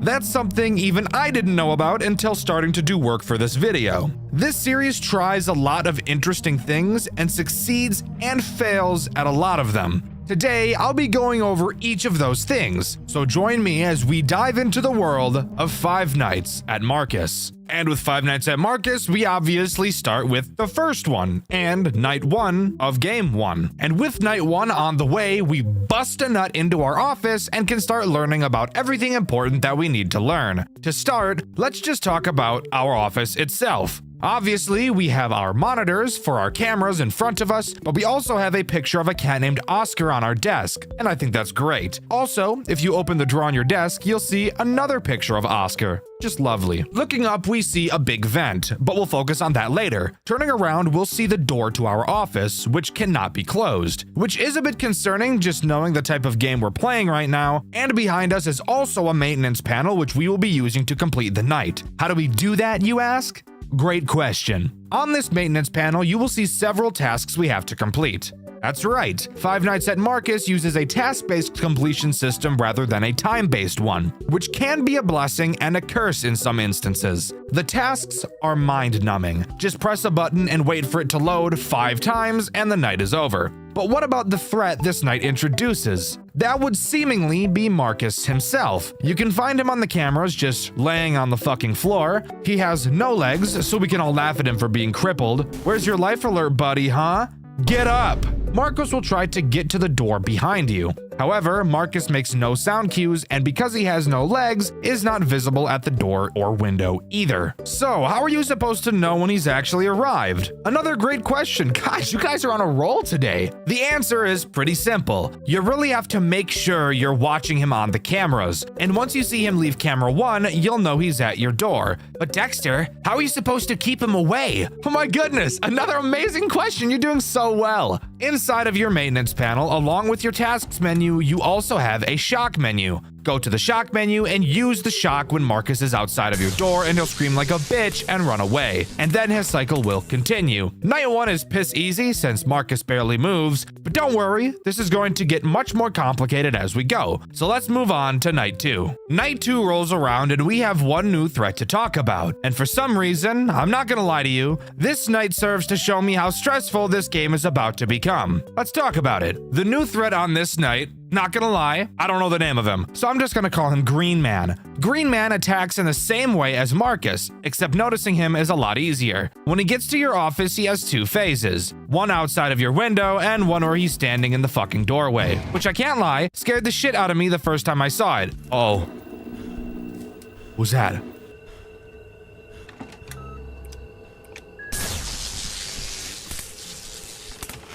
I didn't like that.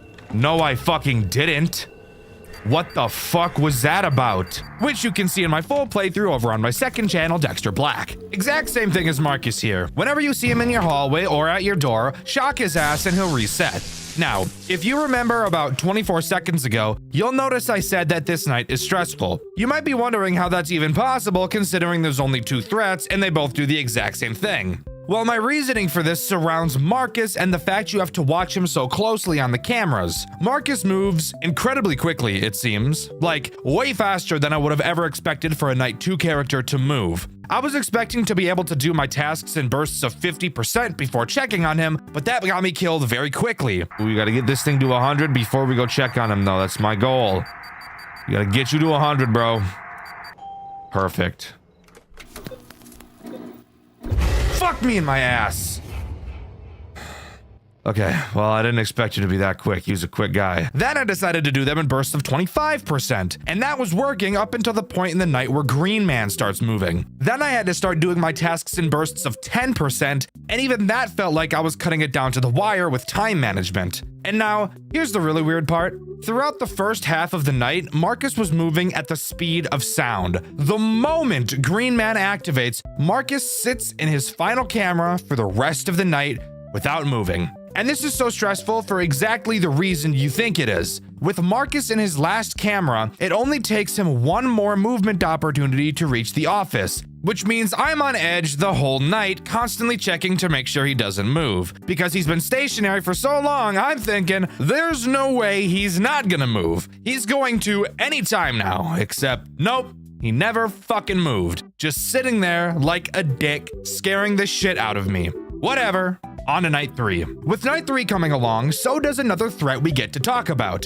And in all honesty, this threat doesn't make the game much harder, but Marcus 100% does. The threat introduced on this night is once again someone I don't know the name of, so I'm going to be calling him Vent Guy. And I'm guessing purely by saying his name, you can already guess what this guy is going to do. That's right, the exact same thing as Marcus. No, I'm not kidding. Vent Guy will attack your vents, and he actually has 2 different means of attacking you. The first will have him do exactly what Green Man does. He'll go through vent 1 and show up outside of your office. When he does, all you have to do is go to the shock menu on your maintenance panel and shock the vent. His second form of attack will have him attack the vent directly above your head, or vent 2. When you see him in this vent, for some reason, you don't shock the vent. This time around, you have to give him the Withered Foxy treatment and flash your light at him several times to make him go away. Turns out he's epileptic, and there's nothing I enjoy more than giving epileptic people seizures. Also, quick side tangent, I feel like it'd be hard to drive with epilepsy. And who knows, maybe you can't. There have been times where I'm driving on the highway, and on the sides of the road they have the little bumper things to prevent people from flying off the road, but these little bumper things have several support beams holding them in the ground, so when you're driving during the sunset, oftentimes the sun will line up with those fucking support beams and proceed to strobe me for the next 6 miles on the fucking road. Anyways, let's keep talking about the Five Nights at Freddy's game, shall we? Again, Vent Guy isn't really that big of an issue.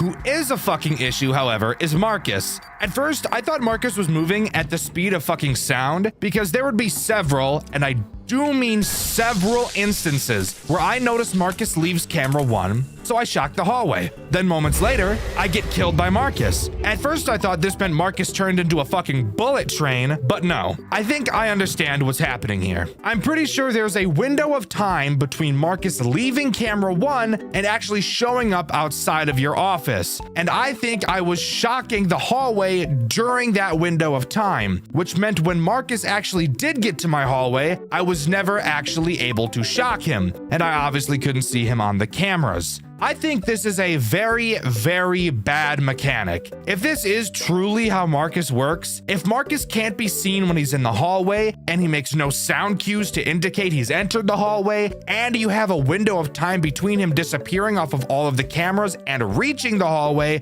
and your shock cooldown is very long, this brings up a very obvious problem of literally never being able to time Marcus properly and consistently. What needs to happen is when Marcus leaves camera 1, that means he is instantly in your hallway. What ended up happening constantly during my playthrough, which you can see over on my second channel, Dexter Black, is I would see Marcus leave camera 1, so I'd shock the hallway. Then I'd check camera 4 to see if he'd been reset. When I saw he hadn't, I'd rush back to the maintenance panel and spam the shock button, which was always still charging at this point. Shock the hallway a second time, and only then would I see that Marcus would reset. This is very bad. One of the only flaws I've noticed with this game so far. This is not fun. This is not challenging. This is not innovative. This is just bad game design. And if the devs are looking for anything to change about this game, this is 100% the thing to change. But with that, we can move on to night 4. All right, recording Dexter here. Giving a little note as I'm reading this script and remembering that I wrote this. Marcus, I was told that Marcus, after he is in camera 1 and he disappears, he doesn't go to the hallway. He actually goes to camera 3 after camera 1. However, thinking about that doesn't make sense because quite literally, every time I shocked the hallway and then shocked it a second time, Marcus was reset. So you're telling me that if that's true, what I just said right now, that he goes to camera 3 after camera 1, camera 3 is his final camera, you're telling me that every single feasible time Marcus left camera 1 and I shocked twice, he made a movement opportunity to camera 3 and then my hallway. He made that every time in that window of time without fail. I don't believe that. I have trouble believing that. I think what I wrote originally is correct, but I don't know. Let me know in the comments.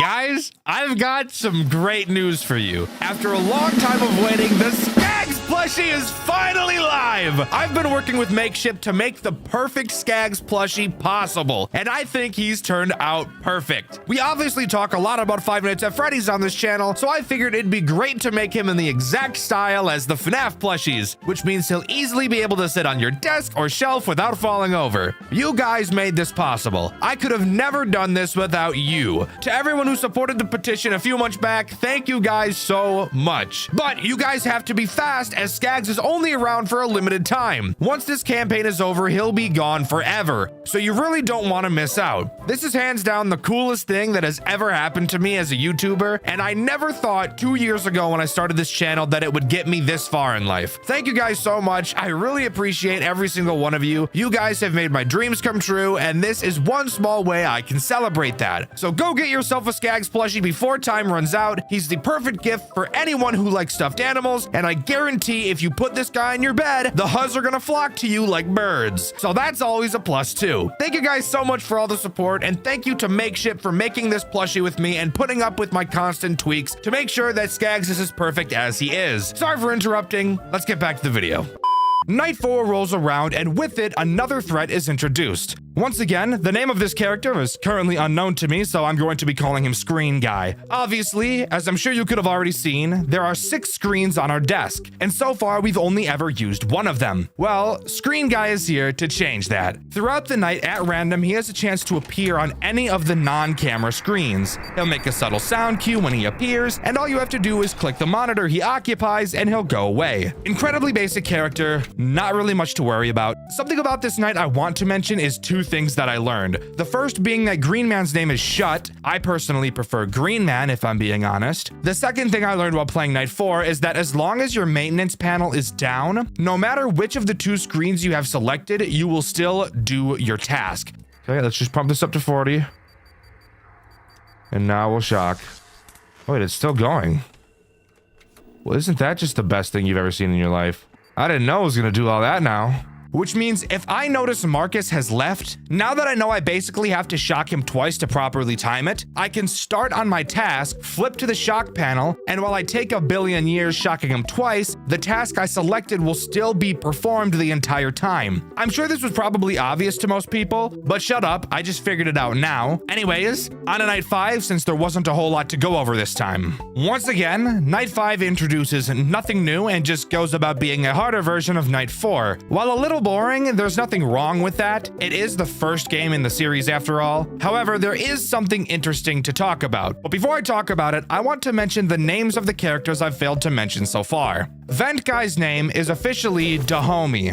Yes, I'm serious. What a silly name. I personally prefer Vent Guy, I'm not gonna lie. And then the weird monitor guy's name is officially Shadow Marcus, which, by the way, I didn't mention this. If you ever don't click his monitor in time, he'll just appear behind you and disable your maintenance panel, ensuring that you will die. Anyways, on to that interesting thing I mentioned about 20 seconds ago. After completing night 5, the game doesn't just end like I expected it to. Instead, we get this cutscene.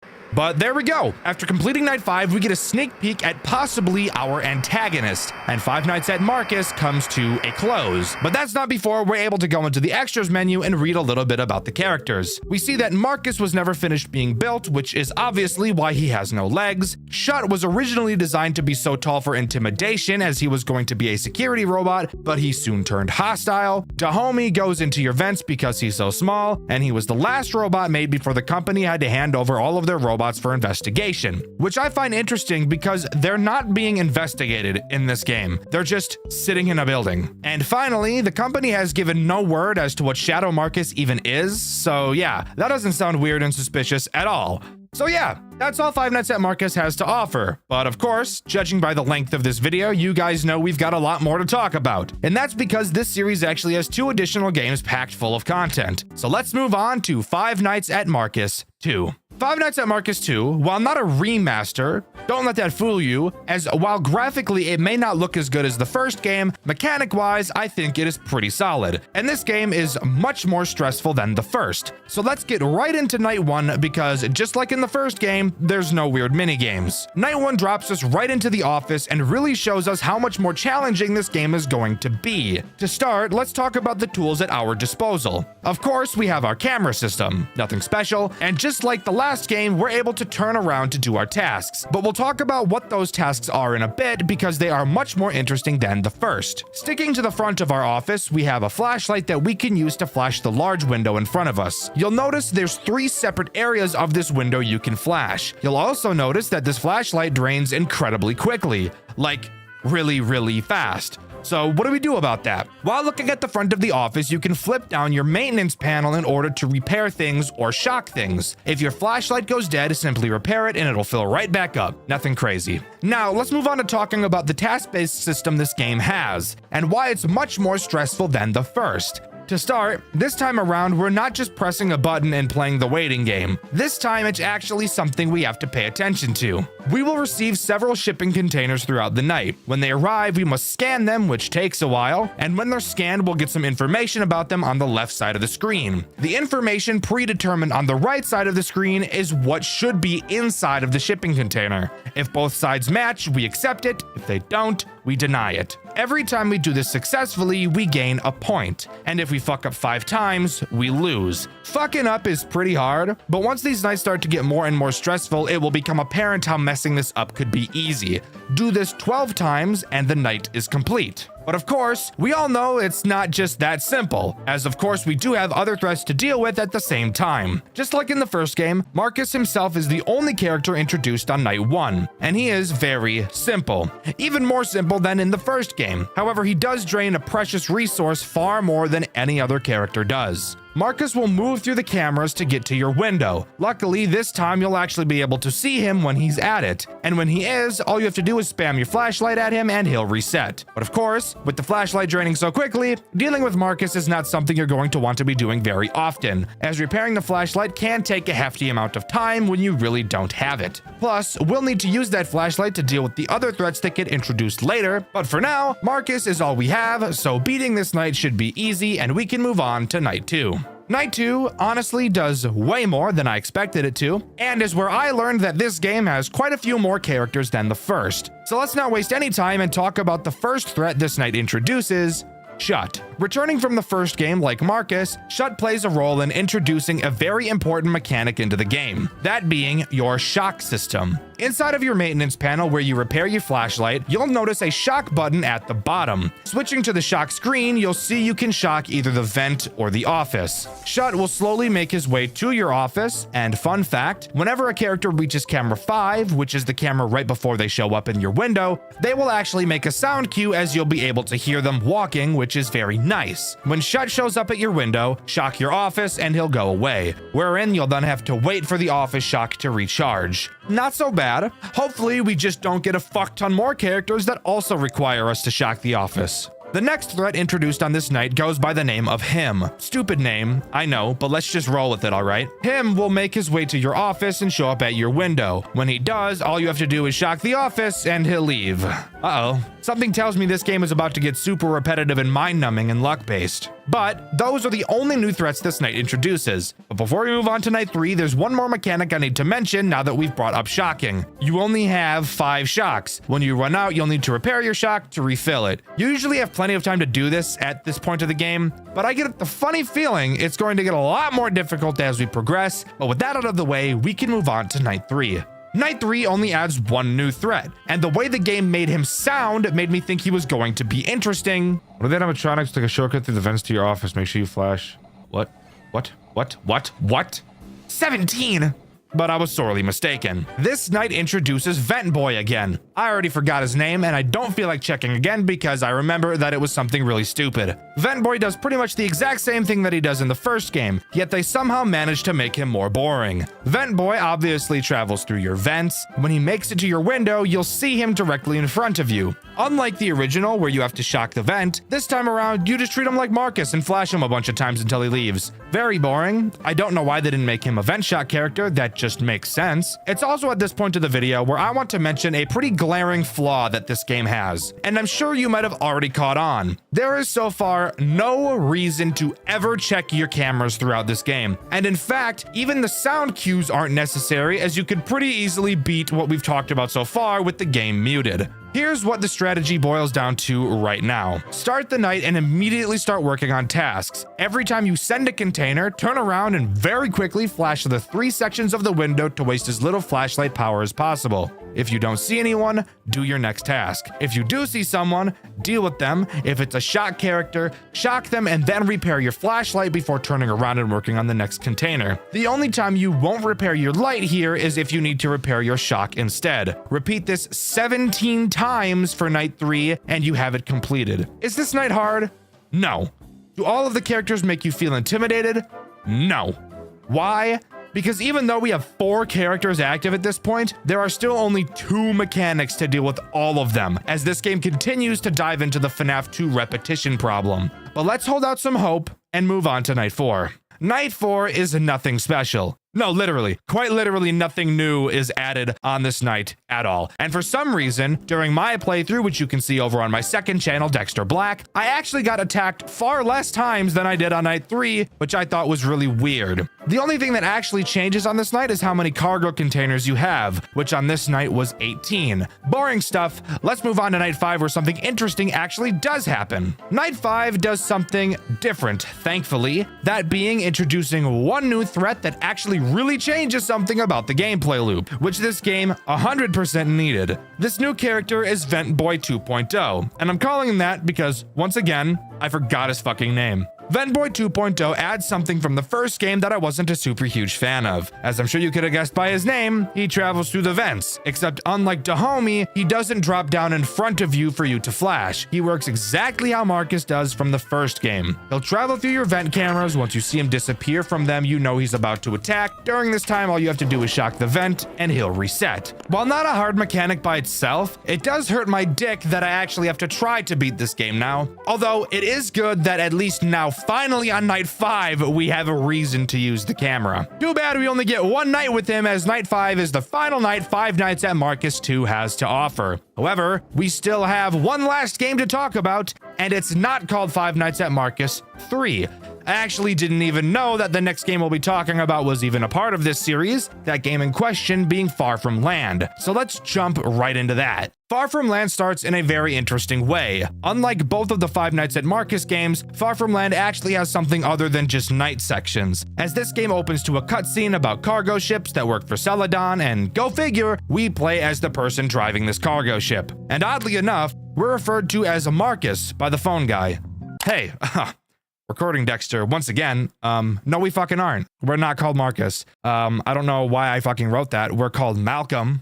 Guess I'm retarded. Anyways, let's continue. Speaking of the phone guy, he's nothing special on our first voyage in the game. He tells us how to deal with problems, blah, blah, blah. Let me do that for you guys. To start, once again, like the other games, Far From Land is a task-based completion system, which I really like. And this game's task is by far the most interesting and engaging so far. We have to literally just drive the fucking ship.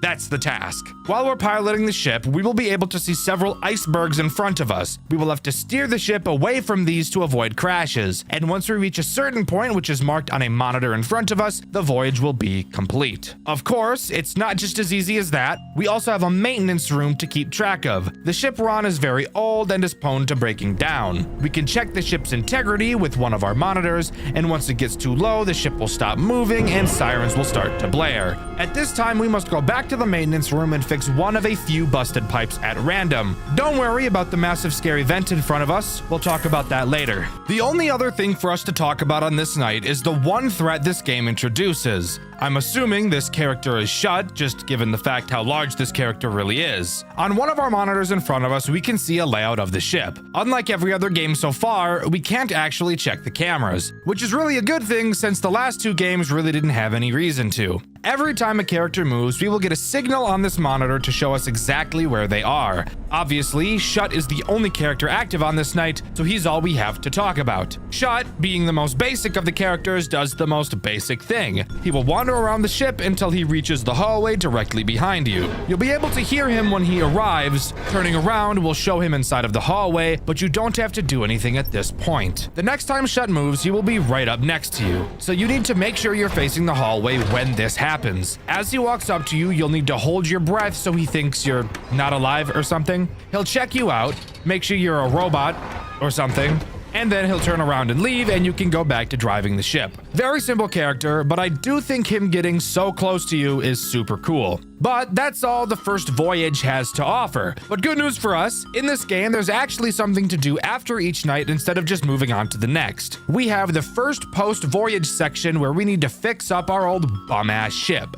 During this section, we're in an area that's dark as fuck. We're equipped with a flashlight and a checklist. We'll have to find several jerry cans around the map, fix several pipes, shut off the power, and find and replace the fuse of the ship's generator. Then this night will truly be over. Of course, it's not just as simple as that, as there is a threat lurking around. Do I know the name of this character? Just like most other characters introduced in this series, no. But I'm sure I'll find out the more that I play. For now, I'm going to call this character the Puppet because its drawing kinda looks like a discount marionette. The puppet will randomly wander around the ship as we're doing our tasks. This place is dark as fuck, and using our flashlight is essential. Every time we move to a new location, we'll have to pause and listen for the puppet's breathing. Even though it's a fucking robot, it still is loud. When we hear it, we must hold our breath until it leaves, wherein we can then continue our tasks. Very simple overall, but I do think it's really cool they're adding something to do after the main night sections.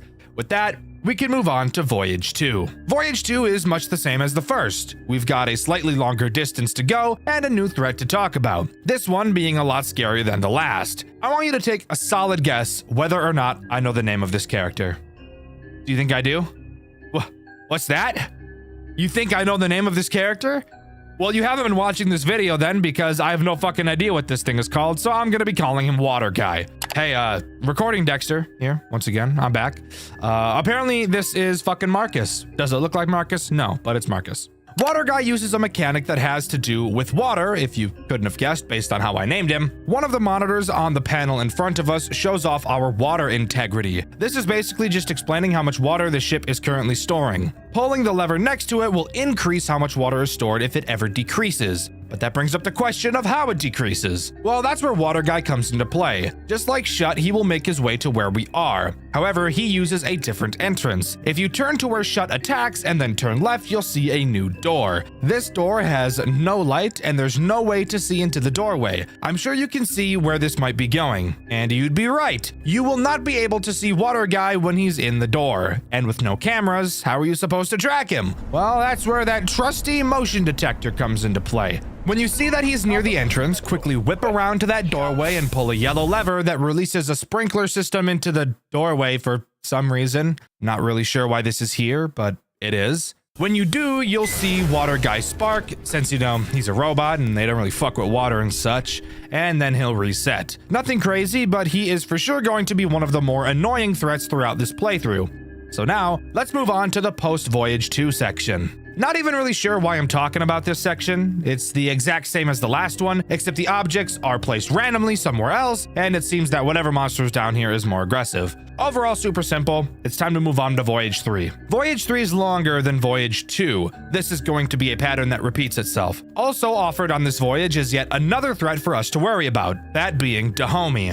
A character I surprisingly remembered the name of, but that's only because it's so fucking stupid.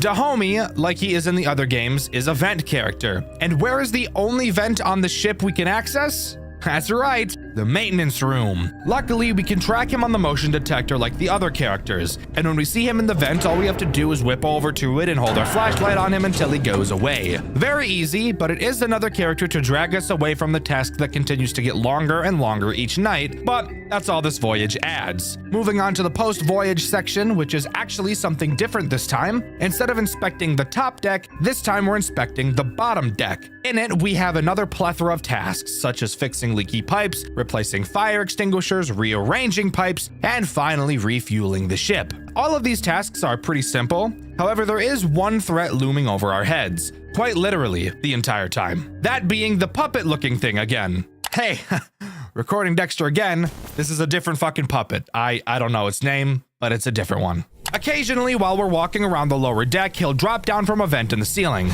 Using a wrench we acquire on this night to complete our tasks, we have to whack the shit out of him to make him jump back into the vents. We only have a certain amount of stamina, and since we need to swing the wrench to fix leaky pipes, we have to balance how much we're swinging at once. Once we get into the final room, all we do is refuel the ship and we're ready to move on to the next voyage. However, before we do that, I want to talk about something stupid that this game has. Quite a few months back, I was actually playing this game on my second channel, Dexter Black, but I stopped on episode 3 because this post-voyage section of the game was bugged. I said I'd come back to the game after it was fixed. What would happen is that the game would literally just freeze when doing certain things, and I was even able to still replicate it now, which happened in my newest playthrough of the game. What?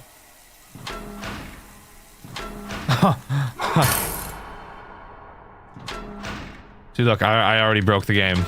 Turns out this bug is all tied to the FPS of the game. If you use the highest FPS to 40 like I do, not only can this bug occur, but it will also fuck up your camera movement 6 ways to Sunday, making you whip around so fast it gives you whiplash. This is the same problem I was having all those months ago. So, if you turn your FPS down to 60, not only will it fix the whole whiplash problem for some reason, it will also completely fix the freezing bug I had. I have no idea whatsoever how FPS has to play into any of this, and this is not the first game I've played with this weird problem. Weirdly enough, the Poppy Playtime games also have bugs on higher frame rates as well, the main one being that the grab pack will pull you upwards far fucking slower on higher FPS. Super weird, but I needed to point it out. On to voyage number 4, which is entirely new territory for me once again, and with this voyage comes one of the scariest threats yet. Lore-wise, not really gameplay-wise, I'm gonna be honest with you. During the phone call, it gets intercepted by a guy named Mason.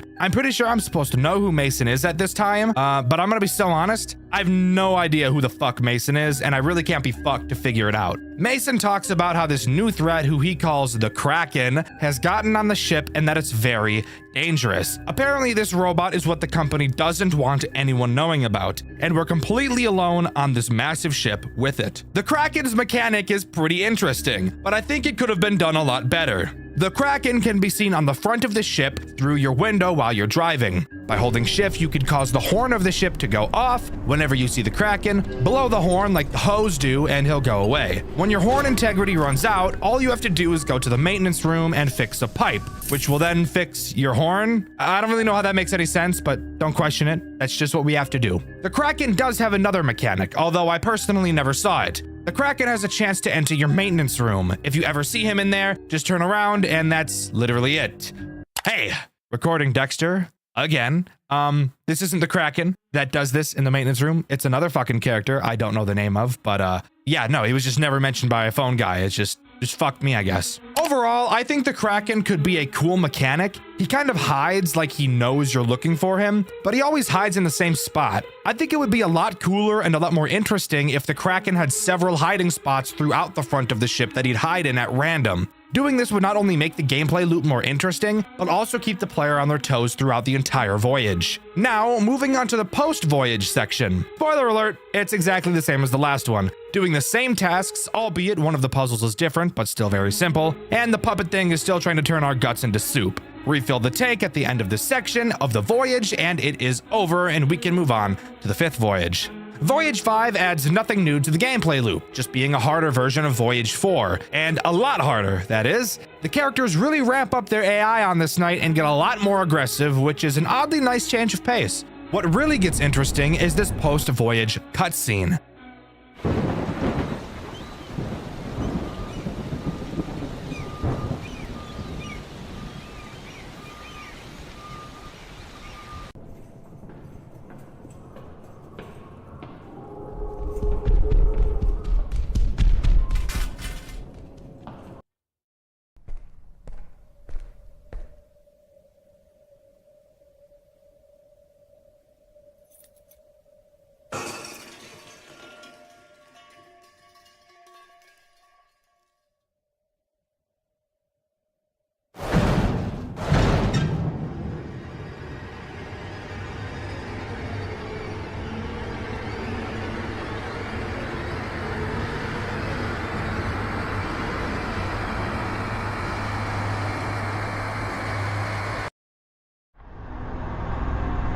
Why are you doing this? You think you can just take us away and destroy us and leave no trace of us left? I don't want that. I don't want that to happen. You have made a mistake doing this, and you know that. Malcolm, I know everything about you. You are just like everyone else I've killed. Weak. Maybe I know why you are even here to begin with. Is it because of your brother? I know you're hurt. And I know you want to take revenge, but you know deep down that you'll never defeat me. Never come back here. Never tell anyone about this, or else you'll have to face me.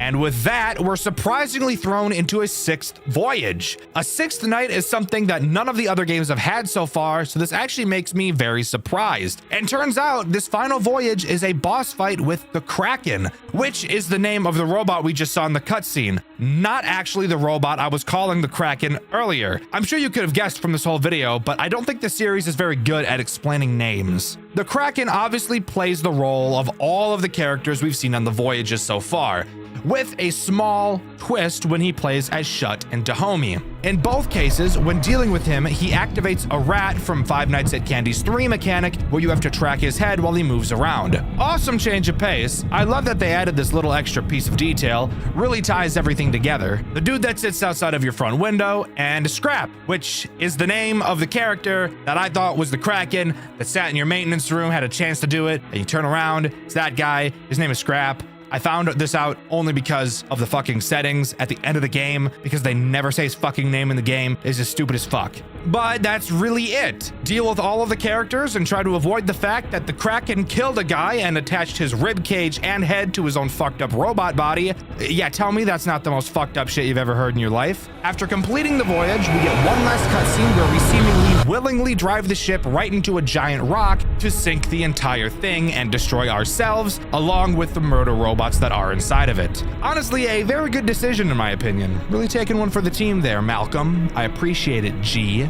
But with that, everything is destroyed. We unlock the extras where I learned Dahomey wasn't even Dahomey the entire time I've been calling him the wrong fucking name, and that there are like 7 human characters that have a paragraph of text beneath them, all characters I'm supposed to be familiar with. Spoiler alert, I am not, so I'm just gonna pretend like I never opened the extras menu, and I'll just say that Five Nights at Marcus series comes to a close. Overall, I really think that this is a great series. I think it started off pretty rocky, but overall it's clear you can see a real improvement from one game to another, especially with how amazing Far From Land is. Even though it has one of the stupidest bugs I've ever seen. I just really hate how lore-wise, I literally picked up none of it. Literally 0 pieces throughout my whole playthrough, which you can see over on my second channel, Dexter Black. Well, let me know what you think. Do you agree with me? Or do you think this game series is just the worst of the worst slop? Let me know in the comments below. In my Fazbear Tomb video, I asked you guys what smaller FNAF fan games you'd like to see me cover in a video where I go over multiple in one video. And my favorite answer was, I don't fucking know, because I couldn't find a comment that actually answered the question. So thanks, guys.